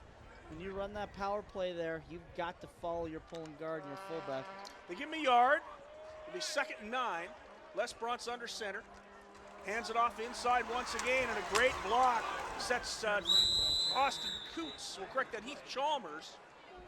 Oh, it is Trevor Wright, number 32. 22, of course, is Heath Chalmers, the fullback. He gets about 8, so he's out to just about the 29-yard line. Flag on the play. I don't understand the call here at all. I mean, St. Paul's is going to run, you know, their lead play right up the gap there. Kid's going down, and in comes the linebacker. He's still up. He's moving for a rough. Oak Park, 27, 15 yards, first down. Puts a lick on the ball carrier, and down he goes. Alex Eberling, unnecessary roughness. Trevor Wright's moving forward here. You can see it. Right there, 27 gets, there's no, that's a tough That's one. not a penalty. That's tough, man. I don't know what you tell a kid on that one. Trevor Wright looks like this one here. He's going to carry some guys. Offside, Oak Park, that'll be declined. It's a 16-yard run by Trevor Wright. We're seeing a reinvigorated St. Paul's offensive line here is moving people off the ball. That left side for St. Paul's is their best side, and they're going to run behind it. Trevor Wright here is picking up back-to-back first downs. So 16 yards on the grain by Trevor Wright. Offside. Oak Park was offside. That'll be declined. First down. So down to the 49-yard line of Oak Park, and St. Paul's, you're right, reinvigorated on the offensive line, but they've also given to Trevor Wright on all 3 carries in this half. Well, he's your bell, Cal. You better bring that bell. Yep, there you go, fullback counter up there, coming back to the left side. 4-yard gain for Heath Chalmers, number 22. Great discipline by the backside Will linebacker there, not to overrun the play and stay home. Double eagle front by Oak Park. He gets washed in there. No one can pick up the backside linebacker. 2nd and 6, almost 2nd and 7. Maybe 3 or 4. Lesperance has a receiver, and it's caught by Heath Chalmers, but he'll only gain about 4 yards. And that'll make it 3rd down and almost 5, and I suspect they'll go for it. Well, you know, they're going to try flat pass here, and if he makes an easier throw to the outside and he doesn't have to turn back, you know, he catches it on the upfield and around the corner he goes for the first down. Tough pass. Adam McDonald has been all over the football, and no, we will see a punt from Dallas Opiola. We're in the third quarter of the Potter Division Final. Scott Taylor and Doug Kovacs, the head coach of the Grant Park Pirates. Glad you can join us here at Mytoba.ca. It's 17-3. Oak Park leads it. Well, we're watching a great game here so far here. Oak Park is really playing well. Opiola kicks it out of bounds. Nobody wants any run-back opportunities at all. If you can limit the skill position guys from carrying the football, you got a better chance. You know, you don't really need to kick it that far anyways. You kick it down there, get inside the 20, you should be happy with that. 90 yards to go, you know, with the type of offense that Oak Park has, should be difficult. I mean, part of the defensive strategy here too is with Brady is make them drive the field, not get a holding penalty, not get a turnover. Don't give up that big pass, you know, which they have done. You see it again, wide open, middle of the field here for St. Paul's. Here comes First the and 10 counter. from the 18. Brady Oliveira has nothing, not a thing. He stopped right up in the middle gap by number 59, Scott Backus, who's had a very good football game. And it'll be a loss of a yard. It'll be 2nd and 11 from the 17. Dan Salisbury there comes off the backside there, and he's making a lot of penetration. 37 there, inside linebacker. It's a nice football play. Here they come again. Zone option coming out. Good drive to the backside. Ethan, that's what Ethan does. Dykau gets about 6. Takes it out to about the 24-yard line. Problem is they can't get a hat on the alley player here. You just watch 55 here. He's just running to the outside and can't get him. Out comes the pursuit from the backside, and down they take him. You know, it's tough to run on a 4-4 when you only got 5 blockers. Jacob Rawlings on the tackle. So it'll be 3rd and 5. Dykau back to punt. St. Paul switched their returners around. They got Cody on the Cranston on the short side of the field now. Test Chuck on the right side. Yeah, so they're going to try and get a return here to the wide side. Dykau, good punt. Cranston, there'll be no yard. Cranston has nowhere to go. Dances around, he can't escape. But there will be no yards. Again, you can do that against lower, you know, St. Paul's a machine. Against lower level teams that don't have the athletes, you can dance around, let your guys make blocks. Oak Park isn't having it. You catch that ball right there, you take the no yards, you get your butt up the field, and you get as many as you can. No yards. Oak Park, 21, 15 yards. First down. So a 15-yard no yards penalty against Oak Park. It'll make it 1st and 10 from the 39 for St. Paul's with 8:01 to go here in the third quarter. Lesperance hands it off to Trevor Wright. He's got some blockers and some room, and Wright goes 11 yards, make it 12, a first down to the 25. Well, you see here, they're going to keep coming left here. Oak Park better start slanting into those gaps or doing something over there, start sliding that way. Officially a 14-yard gain for Trevor Wright, just outside the 25-yard line. Well, you watch Jacob Stevens there on that last play, the right guard there. He's driving that nose or that defensive tackle 5-6 yards down the field and putting him square on his backside. Lesperance rolls, fires, and Picked it's off. almost Oh. picked off by Ethan Dykau, and he is not happy with himself. That was right in his hands. Well, we then would have seen who the better athlete is, Drake v. Ethan here on the interception return. But Ethan is not buying that. He sees the route combination with the out in the corner there off the play action, and he catches that. He's going to have to face Drake one-on-one in the open field, and we'll see who the better athlete was in that situation. Unfortunately, Ethan can't bring it down. You got to catch the football with your eyes. 2nd and 10. Lesperance to Trevor Wright. Wright just stopped up right in the gap. Good defensive effort once again by James Nidak, who slowed down Wright. Nidak's had a whale of a football game. Well, he's playing everything he can here. You see Will Oleman, too, getting off the bottom of the pile. He got in there, disrupted the play as well. St. Paul sure loves that ISO play. They've kind of gone away from their outside zone game and gone more to their power game where they're going to try and put the fullback on your linebacker and have the tackle wash out your end. We'll see what they do here in this situation, 3rd and 7. 3rd and 7. Lesbrance fakes, and he's hit, and the pass is caught. What a play, coming back to the football, number 86, Micah Summer, but Lesbrance was hit, just threw it up in the air. 2 Oak Park defenders couldn't turn on the ball, and Micah Summer makes the play of the night for St. Paul's. It's a completed pass inside the 10. The hit on Lesperance actually hurt Oak Park. They were running to where the touchdown was going to be to knock it out of bounds. It being underthrown, they can't get their hips around. You know, kid comes back, makes the play. It was actually the underthrown ball was the key to the whole play.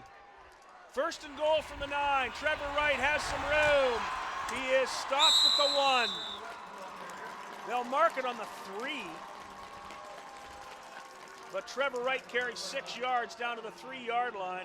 It'll be 2nd and goal. You see it right there. They come back with that ISO game there. Linebacker got his hat on the wrong side of the fullback, drives him back, but to no avail because he can't get in the Trevor Wright running lane and force him to cut back.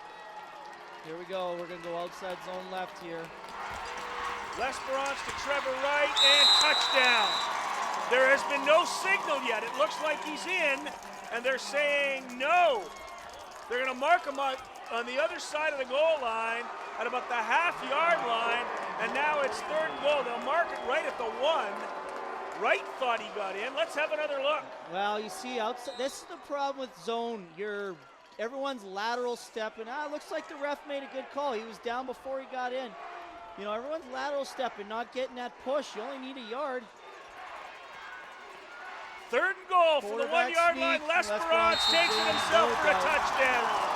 Drake Lesperance, the final yard. No doubt on that play there, no doubt.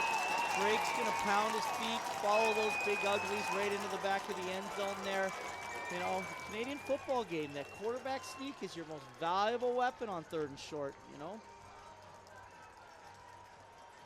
I watch a lot of teams out there too, and as a staff, we've always talked about this. It's 3rd and 1. You might see it in the pro game too. 3rd and 1, guys getting the shotgun. You know, why would you snap it back 5 yards to try and get 12 inches? Lesperance converts, and we get a ball game now. It's Oak Park 17, St. Paul's 10, and that entire drive brought to you by a couple of penalties, a great comeback to the ball, and Trevor Wright, who was sensational. Well, that kid has been an all-star since his days for the Crescentwood Grizzlies, Trevor Wright, you know. And he's probably an icon around the River Heights area there. I mean, he's played well for a multitude of teams now. So Trevor Wright, with his rushing, sets it up for Drake Lesperance to take it the final yard. Lesperance responsible for all 10 points tonight for St. Paul's. He has a field goal, a touchdown, and a point after. Well, St. Paul's faithful don't seem to be as nervous anymore. They've come back to life, and they're cheering and moving around. Well, I think St. Paul's proved right there that they can move the football against this Oak Park team that had such a tremendous first half. Absolutely. The Oak Park offense is going to have to answer. Kicking off, number 37, Danzette Murray. And he kicks it. And the Raiders just jump on it. Now It's into that hole, right? That little pop gun kick into a really tough situation. It takes it down to the 27-yard line.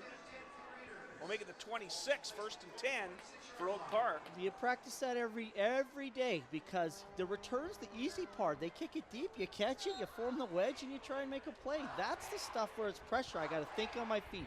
Is it mine? Is it yours? You call it, and if you call it, you'd better go get it. So Diakow under center.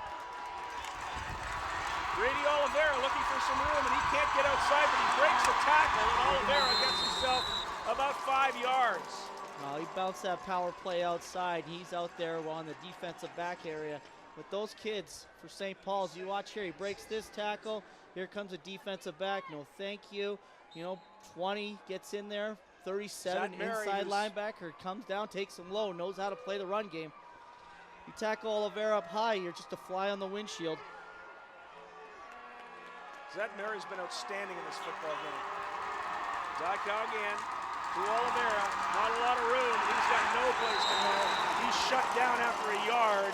It'll be 3rd down and 4, and Oak Park is going to be forced to punt. Well, I don't know how tall he is. Cameron O'Hara, he just gets in there, gets leverage. I don't understand how that guy got leverage on his defensive or on the offensive lineman, but he jacks him back into the football. He's only a grade 11 student, Cameron O'Hara. Well, I'm sure he's one of their star basketball kids too.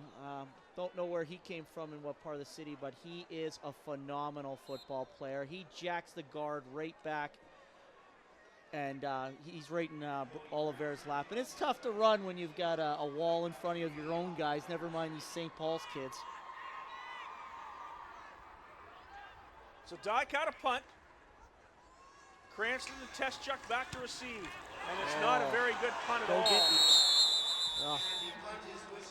The whistle has blown it dead at the 50-yard line.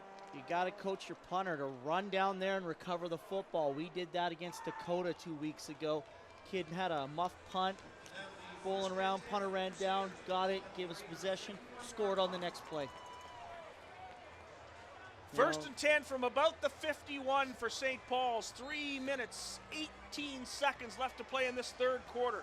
St. Paul's has cut the lead from 17-3 to 17-10, and they're ready to move the football once again. L'Esperance hands off to Trevor Wright. Wright finds a hole, can't get outside, but he still gains 9. It'll be 2nd and 1 as Trevor Wright starting to turn it on here in this 3rd quarter. Well, out they come. They're going to run their one-back power here, put the fullback one way, come back to the left. And you see Wright's big legs there. And he's not much smaller than Oliveira. He's in there turning and shaking and doing some great things too. 2nd and 2. Outside zone. Nope. Wright, he has got a hole. He gains 4. We'll take it down to about the 38. It'll be a 1st down for the St. Paul's Crusaders. Well, Coach Nixon and the boys over there at the Oak Park sideline better figure out a solution to this St. Paul's run game, because it's starting to go from 4s and 5s to 6s and 7s. L'Esperance no longer in the front. Ever. He's going back to Trevor Wright again. Wright dodges. Finally gets hit, taken down by Niduk again. What a game for James Niduk. But Trevor Wright gains 7. Well, it's kind of like a tidal wave's coming right now. There's nothing you can do to stop it. I mean, there's no duck and cover in this field either. When you're between the white stripes, you'd better come hitting. Right now, Oak Park's content to stay in this double eagle defense here, try and fill the gaps inside, but they're coming to the B gap out there. They're coming to the C gap. They're bouncing it. The zone play is a great play if you got athletes to run it too. We talk about that all the time. Like, Grant Park, we're not a zone team because we don't have a left tackle that can just reach up your best defender and turn them inside. You know, we're a power team and an option team because it gives you advantages, down blocks and double teams. You watch it here. He's going to turn the defensive end inside or outside. It doesn't matter. Trevor Wright's going to make a cut off it. He's got a two-way go all the time. So the injured player for Oak Park is number 91, Makwar Cow, and he'll head to the bench. Now he's the kid on the Oak Park right side, St. Paul's left side that's been taking the brunt of the second half rushing attack right at him. So I guess at halftime, St. Paul's decided that Macau is going to be their guy they were going to work on here. And now he's out of the game. 2nd and 3, and I can just about bet they're going to give it to Trevor Wright one more time. Well, here they come, 4-3. Oh, man. Offside. Wright's got some room. He gets the 1st down. Well, Acau's replacement jumps offside there. But if you watch it here, Trevor Wright again, they get a nice seal and a bounce, and you see it right here. Another tough run and another tackle by Niduk. It's offside Oak Park. It'll be 5 yards closer. We'll go to the 26-yard line, 1st and 10. St. Paul's Crusaders. They're coming back. 1:42 to play here in this 3rd quarter. Well, you can see it here in this situation. Yeah, they're going to come back left. It doesn't matter where the fullback goes. No key. Trevor Wright breaks it down to the 11-yard line. A gain of 12, maybe 13 yards. And Trevor Wright does it again. He is just pounding the big holes that are being opened up by this offensive line. And the battle of the trenches has been taken over by St. Paul's. Yeah, you can see it here. I don't know what Oak Park's going to do. Now they're dropping the safety in the box. Here they come, right in the backfield. Trevor Great Wright, job. a real good job, but Wright broke that first tackle. Well, they're going to dog the 3 gap there with the Will linebacker. They've dropped Dykow into the box, and they're going to try and just negate your zone blocking here. You're not going to be able to get the double combo and up to the backer. They're going to force you to block them one-on-one. But it is desperation time. Oak Park's running out of yardage. They'd better do something. I'm watching number 2 here for Oak Park, Quinn Werbanoski, and he's in the fight of his life right now. Lesperant's in trouble, and he is sacked. Drake Lesperant's dropped, probably got back to the line of scrimmage. I think that was Quinn Werbowski? Werbowski. Nice football player, Quinn Werbowski. Yeah. And Lesperance will try a 20-yard field goal. Well, I'm watching it here. You know, these cuts that Trevor Wright makes, you know, he's not getting a lot of push. Oak Park wasn't getting a lot of push. But then Oak Park stiffens when you get to the 11-yard line. They get a stuff in the backfield and a sack, and now St. Paul's got to kick a field goal. 12 seconds left to play in this third quarter. Lesperance from They're the 20-yard line. And it's still And it is good. A 20-yard field goal for Drake Lesperance. And that cuts the lead to 17-13. We got a ball game, Doug Kovacs. It's exciting here, very exciting. I remember 2011 championship game, Grant Park leading 28-7 at halftime, or 24-7 halftime. Miles Mack crawled back into it, and then Grant Park took over in the second half. What you want to see is a great second half here. Guys that are going to fight it out, not quit, you know. Our 2011 championship was exciting for our school, and the way Miles Mack came back, and then real late we had to make a stand, and Jordan Burrell ended up being MVP of the game and took a touchdown run 55 yards to the house to seal the deal. So we're going to see who's going to be the great one here in this fourth quarter. We'll have one final play in this third quarter. There's 2 seconds left in the quarter. There's Dave Black, the offensive coordinator for the Oak Park Raiders. You know, I think Dave really blossomed this year. Last year they seemed to be doing a lot of things, trying to be very creative, very sophisticated, and I think he just simplified everything. And he said, Brady, you're our thoroughbred, and we're going to run with you. And you know, you can't argue with the success. I mean, he broke some WHSFL records. Michael Reshot held the previous record with the touchdowns in a season, and Brady shattered that this year. So Michael Reshot, Grant Park tailback from 2012. Brady Oliveira hits the hole. He gains about 3 yards. That's all he'll get. He is gang tackled, and of course it's led by Zach Mary in the middle. And that's the end of the third quarter. So we have 12 minutes of football remaining. We have played 3 quarters here at Investors Group Field, the championship of the Potter Division, the AAA title of the Winnipeg High School Football League. The Oak Park Raiders shut out in that third quarter, but they continue to lead at 17-13 over the St. Paul's Crusaders. And I'm all set for a great fourth quarter. How about you, Doug? I think we all are here, and we're excited to see what's going to come down the pipe here. I mean, St. Paul's putting up 10 in the third quarter, and they did it quite easily, too. I mean, they had to drive 35, 40 yards every time to get a touchdown or, you know, their field goal. So, I mean, maybe they've got their offense back on track. Whatever adjustments Oak Park had for them in the first half, St. Paul's has negated that. Now we're looking at it here. What adjustments are Oak Park going to make to St. Paul's front? Into the pistol goes Dykow, and there's movement on that offensive line for Oak Park. Dykow knew it. It'll be a 5-yard penalty against the Raiders. A legal procedure And that'll make it second down and 12. Well, it's a little hard there, fourth quarter. A little nervous in the service, especially when you know that a great pass rusher is going to be coming at you. Legal procedure, Oak Park, 99, 5 yards. Repeat, second down. That'll make it second down.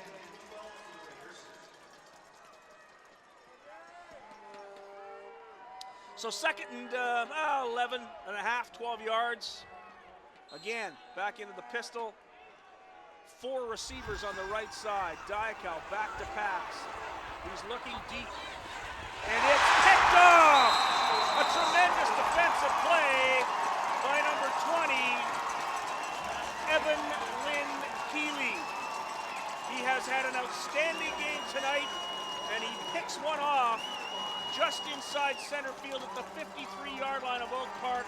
What a tremendous play by Lynn Keeley. And St. Paul's has possession in Oak Park territory. Well, pass wasn't intended for number 3, the guy Keeley was covering. Instead, Keeley comes off and makes the interception. I have no idea what route number 3 was running, but he brings Keeley right back into the throwing lane, and he makes a tremendous play.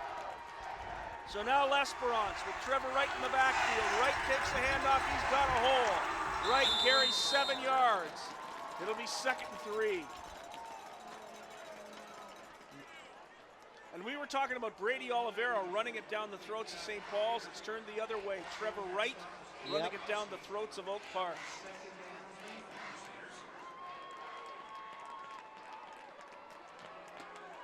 Outstanding effort once again for Trevor Wright. Second and 3 for St. Paul's.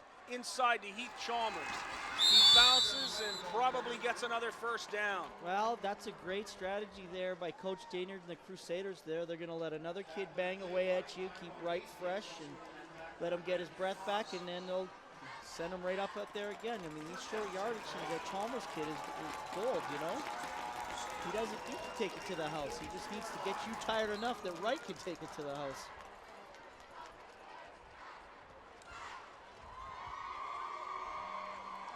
So Drake L'Esperance out of the pistol with Trevor Wright in the backfield. And L'Esperance is going to run it himself. He's got a big hole. He's tackled after a gain of almost 7 yards. There we go. A little bit outside the box here for St. Paul's. They come up with a new little play that they haven't shown this year. A little quarterback power play off tackle. Direction going one way. Trevor Wright leading outside. You know, he gets up in the gap, tackle made, but, you know, it's second and manageable. Second and 3. L'Esperance to Trevor Wright, huge hole. Wright breaks it. He gets outside. Trevor Wright takes it down inside the 10 to the 7-yard line. What an effort by Trevor Wright. And St. Paul's now 7 yards away from taking the lead in this one. Absolutely. I don't think anybody in the house here didn't know that they were going to run Trevor Wright to the left. And he gets through here, breaks that tackle, skirts around that guy. You know, down he goes at about the 7-yard line. You know, great play by 42, trying to, you know, good effort play here. But Oak Park has been, the defense has been on the field a lot in the second half. well, they got to be getting tired here. Wright busted outside. Good defensive play by number 7, Max Baldwin, who's had a nice ball game. Well, wide receiver number 81 out there.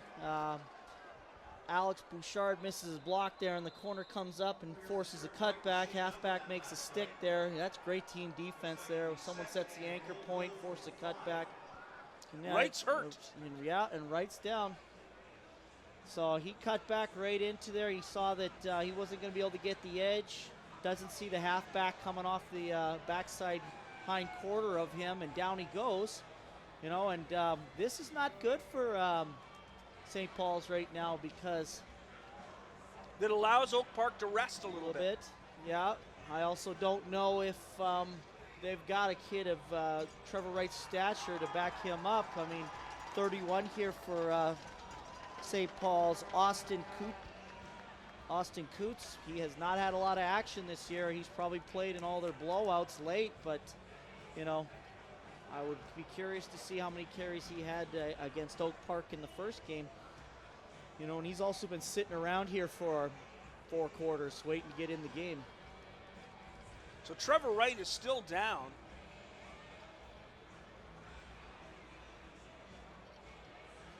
Wow, this is a fantastic finish to a WHSFL campaign in 2014. A lot of teams, a lot of great efforts all year. You could see it here. Last year at the championships, it was pretty much determined by halftime in every game. Yes, who was going to win the game. In this year's championship, we have seen tremendous football, tremendous defensive football. It's a 17-13 game, but it's been exciting from the start. Yep. Big plays by both sides. Yep. This has been a great way to end the season. A really close battle. We've got second down, goal to go from the 5-yard line. Trevor Wright out of the game onto the sidelines. Austin Coots in the backfield there. Number 22. That's Heath Chalmers. Chalmers takes it, drives forward to the 3, and Heath Chalmers is wrapped up. Austin Coots, number 31. Heath Chalmers, number 22. And Chalmers gets the football. They play it safe here. Very safe, but I mean, that's the teeth of the Oak Park defense. St. Paul's been making their money running outside on them and off tackle. They're going on third down. L'Esperance is going nowhere. And he fumbles. And fumbled again. It'll be down at the 5-yard line. It's going to be marked down at the 5. And Oak Park holds. Trevor Wright is injured, and St. Paul's can't get it in. Well, Wright's still favoring that left leg as I watch him walk down the sideline. This is a busted play from get-go. I mean, I don't know what St. Paul's is doing here, but if it's a quarterback sneak, L'Esperance wasn't going forward. If it was off tackle, nobody was moving that direction. They're going to bang it out here. Dykow pitches to Oliveira. He's got no place to go. He takes it out to the 7, gain of 2. Yeah, I think Oak Park's pretty content here right now. They just want to get some breathing space here. Gain another 5 and punt it away. 8 minutes left to play.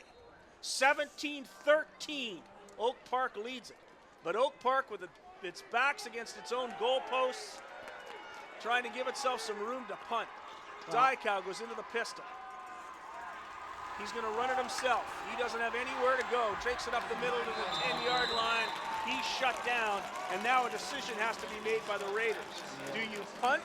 Do you give up the safety? Well, I think, the play call here is kind of hoping to catch St. Paul's off guard, but I mean, as soon as they go into the 6-pack receiver set, all eyes are on Dykow and the quarterback draw. I don't think they're very scared of him completing a pass down there.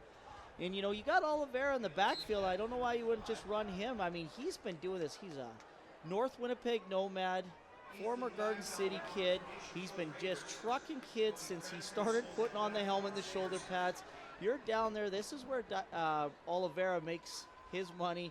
He goes off tackle. He gets close to a first down, and then you get it on the next down. They've given up the safety, and that's going to make it 17-15.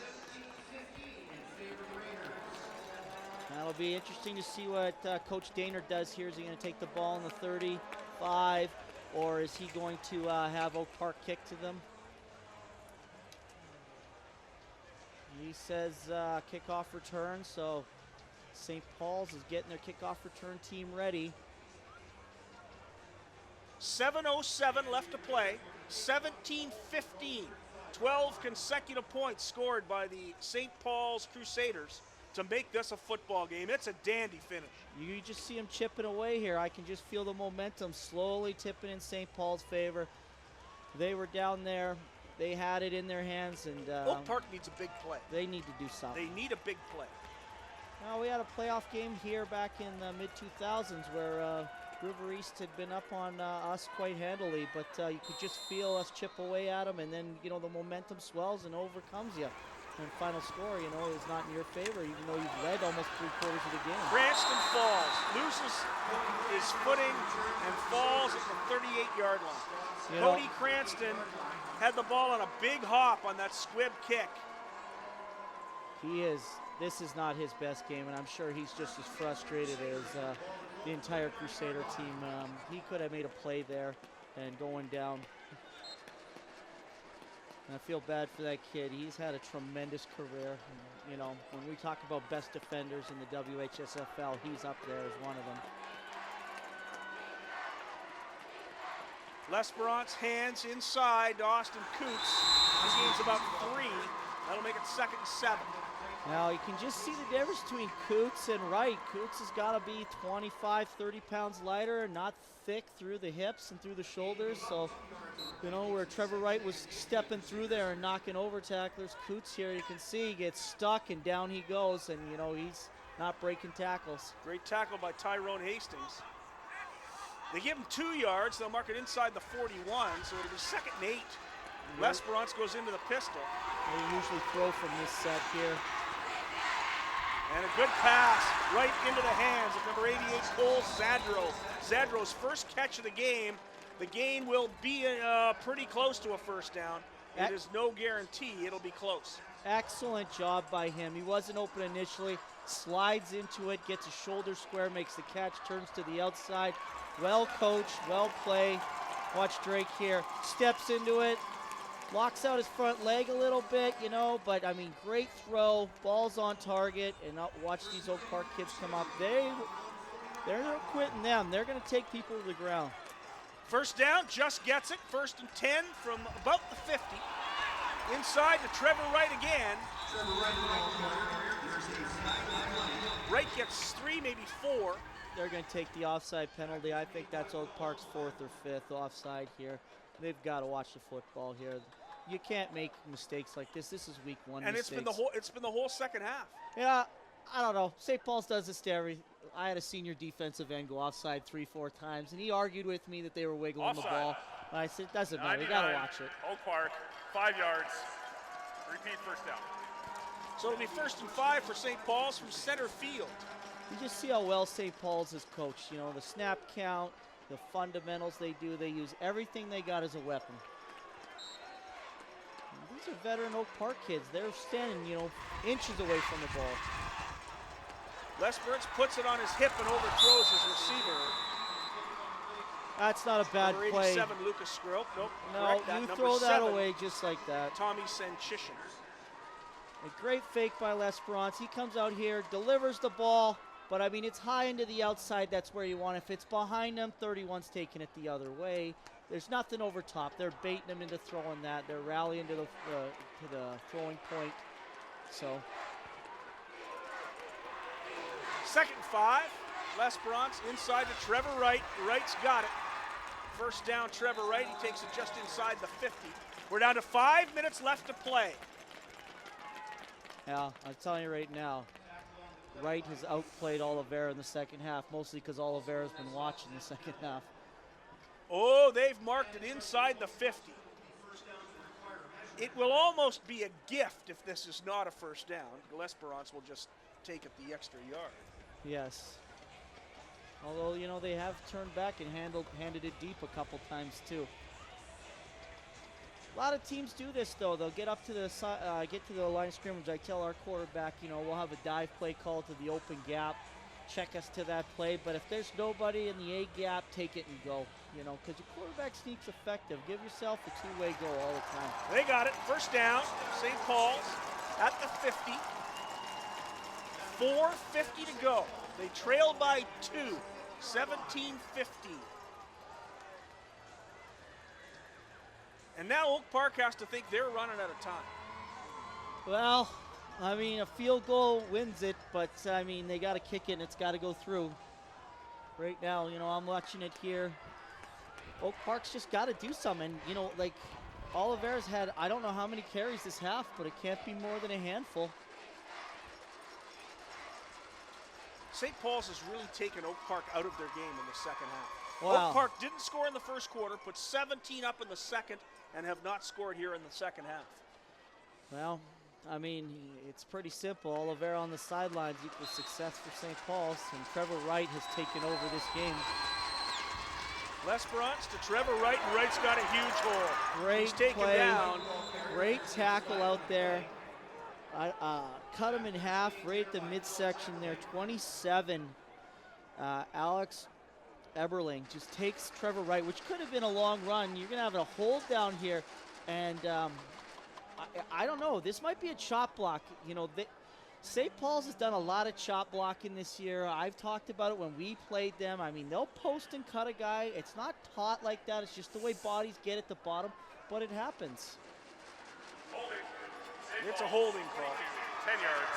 10-yard penalty will make it 1st and 20 from the St. Paul's 50. You know, like their zone scheme is so difficult to defend. They all step laterally. They're holding some guys up. Other guys are cutting. You get bodies at the bottom down there.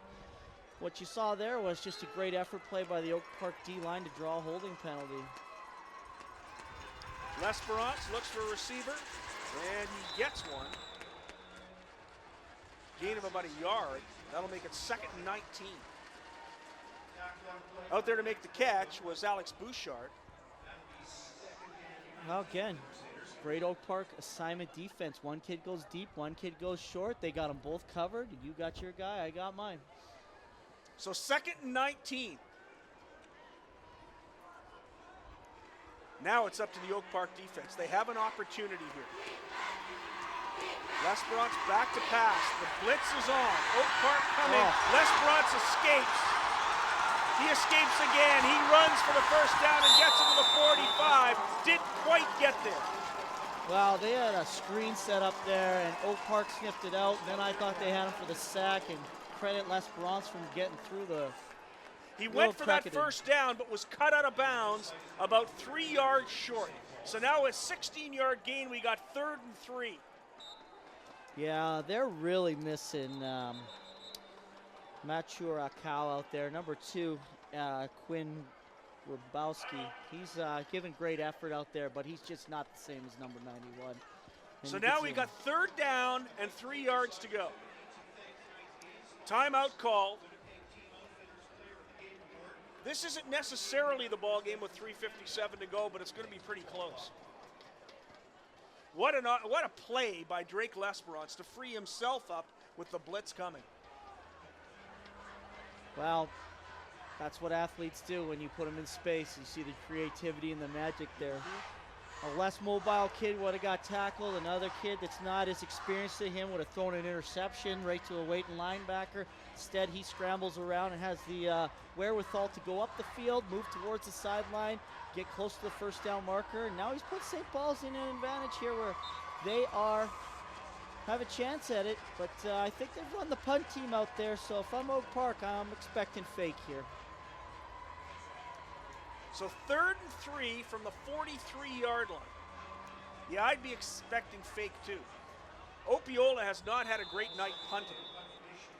Well, he looks like he's stretching out here, like he's going to give the kick, or he's putting on a good act here to give the Oak Park kids a. Oak Park's not buying it. They got one kid back. Riley Dirks is the only receiver. And everyone else is going to be up in the box watching fake. 3:57 to go. 17-15. St. Paul's leads it. This is the championship game of the Winnipeg High School Football League, the AAA Potter Division, the big one, St. Paul's and Oak Park. It was 22-19 St. Paul's during the regular season, and we've seen the same thing here with 3:57 to go. Oak Park leads this one 17-15. It has been a tremendous football game, but a game that's been played in the trenches more than any place else. Well, it's been running up the middle, and the big guys have determined the outcome so far. Playoff time in Manitoba here. You run the ball and you play great defense if you want to win a championship. You know, like you said, though, earlier, I'm glad Oak Park's given us a game here against St. Paul's. I mean, the last 5 years, 6 years, I don't think anyone's even put, up a stiff defense against St. Paul's. Werbowski and Wolf are deep. Opiola punting to the sidelines. Punts it out of bounds on about the 15-yard line. Well, I have to suspect we're going to see Oliveira every single play here because... Great punt by Opiola. He punts it out of bounds at the 17. For Oak Park, it'll be 1st and 10 with 3:51 to go. They need a couple of 1st downs now. They haven't had very many in this second half. Nope. St. Paul's great big front four have been tremendous in the second half. Well, St. Paul's got that 4-4 coming out. Here comes the power play. There's Oliveira gets a hole, and Brady Oliveira breaks it. The stiff arm, great tackle by number 20, Evan Linkiti, who's been one of the best players on the field tonight. But Brady Oliveira breaks it to midfield. His biggest run of the game, 38 yards. Well, that's their outside zone play, but he sees the gap and a gap, and off he goes. Watch that mid come out, just stiff arm. Defensive back right into the ground here. 1st and 10, Oak Park. That's Oliveira it. again. Another hole. Oliveira hits it hard, gains 4. That's what you want to see. You want to see 4 again, and then 4 again after that, and tick-tock, tick-tock, tick-tock. Down to less than 3 minutes to play. 2:59, the 3-minute warning given by our head referee. But Brady Oliveira, who had not carried the ball in this second half very much. That's the run for 3 or 4, but he broke it for 38. Well over 100 yards rushing in tonight's game. Sure is nice to have a running back like that in the backfield where you can just turn and say, here, Brady, off you go. Diakow running the option. He keeps it, pitches to Oliveira. Oliveira gets another first down to the 41. But that was the job by Diakow to make that linebacker tackle him and then pitch it up. Well, you see what I'm saying in the option game here. This is how you create mismatches against St. Paul's. You force them to be man sound. Diakow goes down the line, get a great cut on the end. There's Diakow, makes him great block by the receiver. You know, you look at it here. You want to beat St. Paul's, you've got to do things that are outside your norm. 9-yard gain for Oliveira. Nothing there, but he finds a hole. That's a gains face himself mask. 6 more. No call there. 56 had him right up around the face mask there. But yeah, this is what you want to see. Like if Brady's not carrying the ball here, you're in a lot of trouble. And he's fresh because he sat for about 2 quarters here watching. So It's been Oliveira from the 17-yard line now to the 37 of St. Paul's. 2nd and 5. Diakow under center. To Oliveira. A hole. Brady Oliveira gets down for another first down to the 36. well, Ryan Wolf's leading the way there. They go through B gap, and they're just knocking right here. You watch, bang, everyone's getting knocked off the ball. Oliveira's going through 2-3 yards before he's touched, and then down he goes. He's a load. Credit to St. Paul's kids. They're tough. I wouldn't want to bang into him for 48 minutes. So Brady Oliveira has taken the ball himself from the 17 to now the 32. Diakow calls the signals. It's Oliveira. No room there. He'll get about 2. But now they're in field goal range for Nico DeFonte. Well, once they crossed the 40, they were in field goal range with that leg we've seen. But right now, Oak Park's playing it best. They're going to kick. They're going to try and get another first down here. And everybody knows that it's Brady going right. No, and Diakow puts it on his hip. Diakow tries to get it himself, and he'll be caught short. It'll be 3rd and about 2. But a great call by Diakow. Pulls the ball here, gets around. Bootleg, stick it on his hip. But not fooled. 14, 56. Down they go. You know, great pursuit by St. Paul's to wrap him up. Mark Davidson and Brody Williams getting the job down there. Going forward on about 3rd and 3. 3rd and 3. This could be the ball game. Diakow to Oliveira. He's stopped. Brady Oliveira stopped short at about the 22-yard line. There's a minute 22 to play. Let's have another look. Look at this rush from St. Paul's. What a play, Luke Sperry. Sperry slows him down. 2 more Crusaders wrap him up. And it'll be first down from the 23 with 1:22 to play. St. Paul's has to get into field goal range. Well, you saw it right there. There's a bust at the line of scrimmage. You got to block the middle linebacker on 3rd and 3. L'Esperance with Trevor Wright in the backfield. Wright carries. He's got a huge hole. Trevor Wright carries it out for a first down to the 37. Well, St. Paul's probably going to go no huddle here, trying to say, oh, Wright's got to come off. He's lost his shoe, and he's hobbling. And he's hurt himself again. That's He not injured good. that leg earlier in this quarter, and because of that, St. Paul's didn't take it in. Now 1:17 to play, and Trevor Wright's going to go out. Now we see the commissioner coming in here with the championship trophy, the Anna Vets Bowl. And he's getting ready to present this trophy. Both fan bases here are on their feet watching, getting ready, excited for this, what's going to happen here. Both teams on the field here cannot wait to see what happens. Oak Park's got to play great defense here. Trevor Wright is hurt, and he is still down. It'll be 1st and 10 from the 36. A 13-yard gain for Trevor Wright, but Wright is injured. He could not get off the field. That's a shame. He's been such a great player this half, but he's been the horse this half. well, you know, he's been carrying that injury probably for a couple quarters before he actually went down the first time, and now, you know. Where do you think he'll play next year? Well, I think he's only a junior, so he'll be playing at St. Paul's, I believe, next year. He's a 12th grader? Yeah, grade 12. Well, I'm pretty sure the world's his oyster right now. I don't know. I think a lot of people in the WHSFL aren't so much worried where he's going. They're just going to be glad that he's gone. Certainly the coach in Grant Park will be happy he's gone. Well, you know, seeing 32 run off tackle, you know, a lot Well, of he good ran. stuff. He had 2 big runs against you last week, one for 36 and one for 48, both for touchdowns.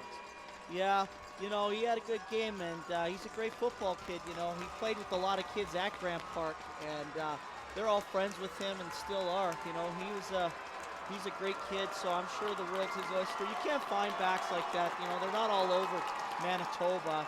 You know, you got Brady and him, and there's not many more like him. Josh Weichel over at Grant Park, our tailback here, second leading rusher. L'Esperance, Oh, great my pass to Micah Summer, and Summer's down. He's called down for a gain of, he's not even going to get a yard, maybe a couple of inches. Great blitz coming by Oak Park. There's the pass to Summer, and he can't keep his balance. He's marked down with a gain of about a foot. 2nd and 10. St. Paul's is going lots quick. of time. L'Esperance with room to throw. Oh, and my wide Lord. open, he overthrew him. All by himself. Cole Zadro. And L'Esperance overthrew him. It's 3rd and 10 with 57 seconds left. That's the second mistake Dykow made. He saw L'Esperance coming up. You see him turn and run, and, you know, I'm sure he's saying a few Hail Marys right now that didn't happen. St. Paul's is calling timeout, and they're trying to figure out what to do here. They had the screen play. They went quick, caught Oak Park off guard, busted coverage. Right now, I would have just kind of snapped the football. Oak Park seemed in disarray and maybe a little shell shock.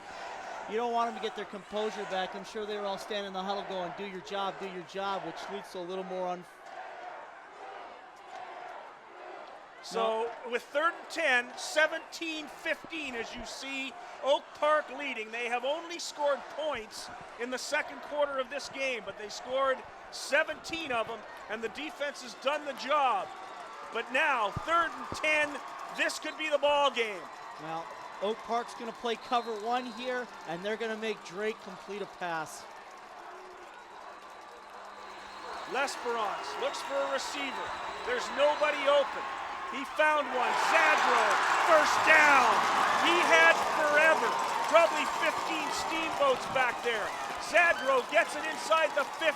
Great job by Cole Zadro to get himself open. L'Esperance had all day to throw. No panic on St. Paul's, and now they have it at the 50, first down. L'Esperance again. He's going to go deep. It's number 87, turns, catches. What an outstanding catch by Lucas Scramita. Down inside the 20 with 39 seconds left. Well, you know, Stu's probably kicking himself that he didn't kick that field goal earlier. At least he didn't have to force him to score a touchdown. Austin Coots into the ball game at running back. They're inside the 20 at the 19, 1st and 10. 36 seconds left. Lesbrun sets the offense. Drops back to throw again. He has some room underneath the Semchishin. He's down to the 13-yard line, gain of 6. We're down to 28 seconds. Well, this is the magic that comes from St. Paul's. They're never out of the game.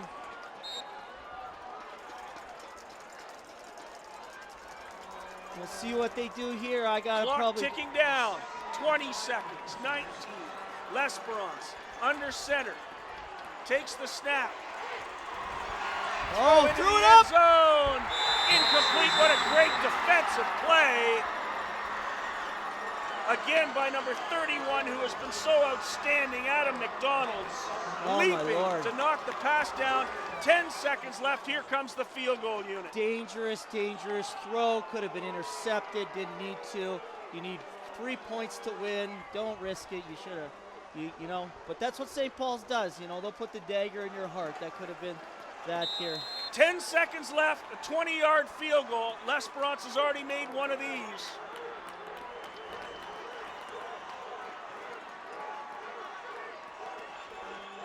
The snap, the hold, the kick, it's up, and it's no good! It's wide! It goes for a single! 4 seconds left! Oak Park is going to win this ball game. My Lord. Lesperance missed it left, and Oak Park, with 4 seconds left, will be the champions of the Potter Division. 17-16. My, oh my. Wow. The crowd is going crazy. A missed field goal from 20 yards. They're going to get the pandemonium on both sidelines is incredible. Excitement on the Oak Park, despair on St. Paul's. Unbelievable here. What a football game. Ethan Diaco will take a knee, and that will be it.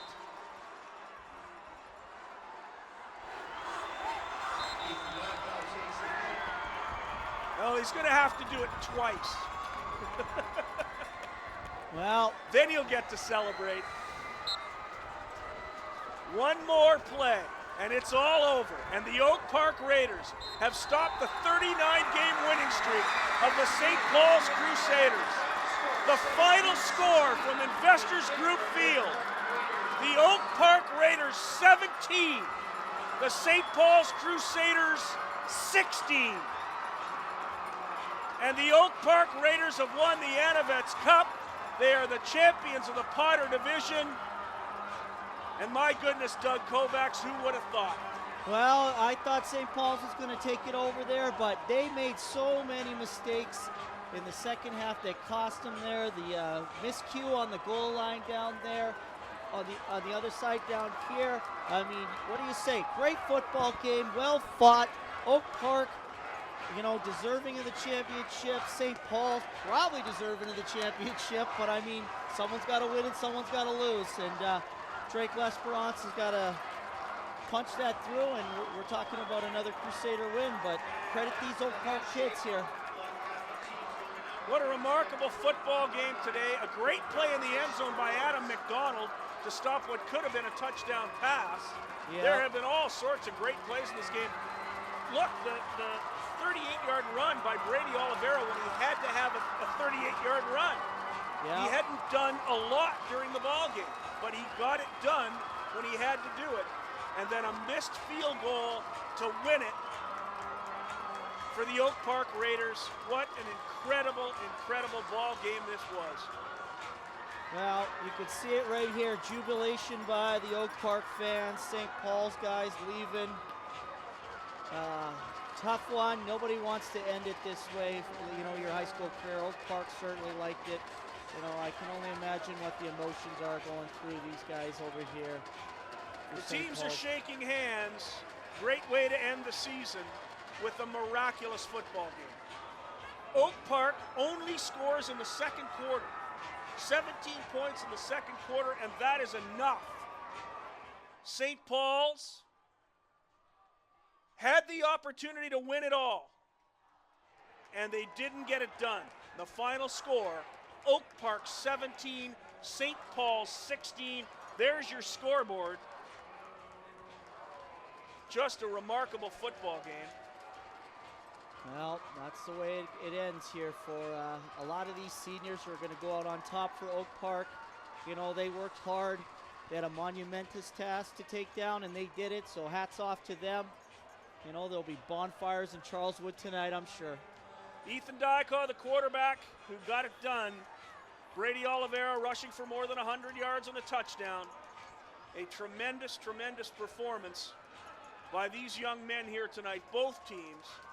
St. Paul's wins the AA title, but Oak Park takes the AAA championship and wins the Anavets Cup. What a night here at Investors Group Field.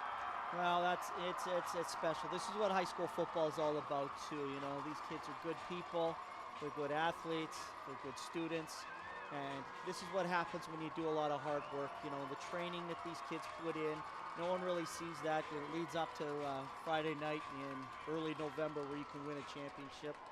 You know, you see the dedication here and, you know, the levels that both teams play at, you know. I mean, just a tremendous finish. A sad finish for St. Paul's, but can you imagine how probably depression for Oak Park, looking at a 20-yard field goal, to know they were going to lose 18-17, turns into jubilation when that field goal goes wide left, and St. Paul's loses the first time in 40 games after 39 consecutive victories. Well, you know, I could see it out there, you know, like you could see why St. Paul's so successful. Look at all these kids and these managers here. I'm sure they put their heart and soul into it. They got no regrets at all out there, you know, and I feel good, you know, good for the Oak Park staff, you know. A lot of people have been trying to take down St. Paul's for a lot of years here, and, you know, you got to get lucky on one Friday night. That's why they call it Friday Night Lights. You've got to just, anybody can win, you know. Tremendous effort by the Oak Park Raiders. They are the champions of the Winnipeg High School Football League's Potter Division, the AAA Division, the big one. And what a night for Brady Oliveira and Ethan Dykaw and Tyrone Hastings. And what a tremendous game for young Adam McDonald, who was outstanding in the defensive secondary. Andre Ellison, who set up a touchdown. Ryan Wolf, who ran a yard for a TD. The Oak Park Raiders certainly deserving of that victory. But it was right there for the St. Paul's Crusaders, and they just missed by inches. Well, you know, when it first went up, I said, wow, kind of looks like it's going wide, and then all of a sudden it just started curving right away. You know, I don't know what to say. Normally it's St. Paul's drives down and hammers that through, and you're on the wrong side of the loss, you know, so, you know, it's interesting to watch here. A tremendous effort by the Oak Park Raiders and by the St. Paul's Crusaders. It was a great football game here tonight. The championship of the Potter Division. James Nyduk, the defensive player of the game, there's no doubt about that. He was clearly the best player on the field.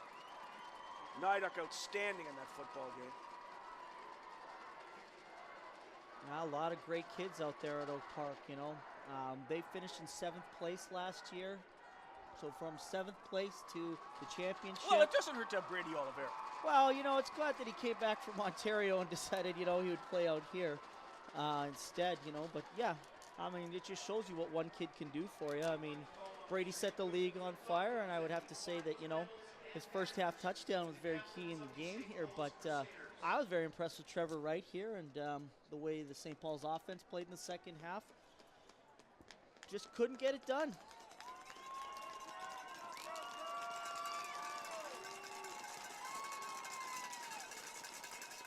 Absolutely tremendous football game here tonight. Well, everybody's excited about this, and this will be one for the ages, you know. I think back to the great game Dembski had against St. Paul's a couple years ago, and St. Paul's was the one playing spoiler. I think Oak Park was undefeated that year with Dembski, and he scored 7 touchdowns, and St. Paul's ended up spoiling that game for him. So, I mean, one for the ages. Well, this was expected to be a classic football game. Everybody figured it would be close. There would be no blowout this year. It's amazing to me that the semifinals, and with all apologies to Coach Doug Kovacs, St. Paul's wins 60-0 over a good football team. Oak Park wins 42-0 over a good football team. And here we are in a championship game that ends 17-16 between clearly the two best teams in the league and clearly the best players overall. The stars of this league: Brady Oliveira, Drake Lesperance, Trevor Wright, Ethan Diakow, Andre Ellison, Lucas Scramita. So many tools, Cole Zadro. It just, so many of the stars of this Winnipeg High School Football League. And there is the presentation now of the banner and the trophy, the Anavets Cup, from Commissioner Rick Hankowich to the Oak Park Raiders. They are the champions of the Winnipeg High School Football League's AAA Potter Division, and every right to be very, very proud of themselves. Doug Kovacs, thank you very much. Thank you for having us. Appreciate you coming tonight. The head coach of the Grant Park Pirates, you were tremendous, and I appreciate your past 4.5 hours. It's been a great evening. No problem. Thank you. Best of luck to everybody next season, and especially the Grant Park Pirates. Raise the flag. Go Pirates.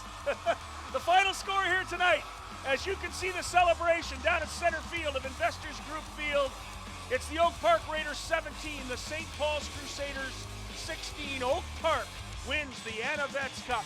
Thanks everybody for watching. I'm Scott Taylor on behalf of Doug Kovacs. You've been watching Mytoba.ca. We'll see you next year.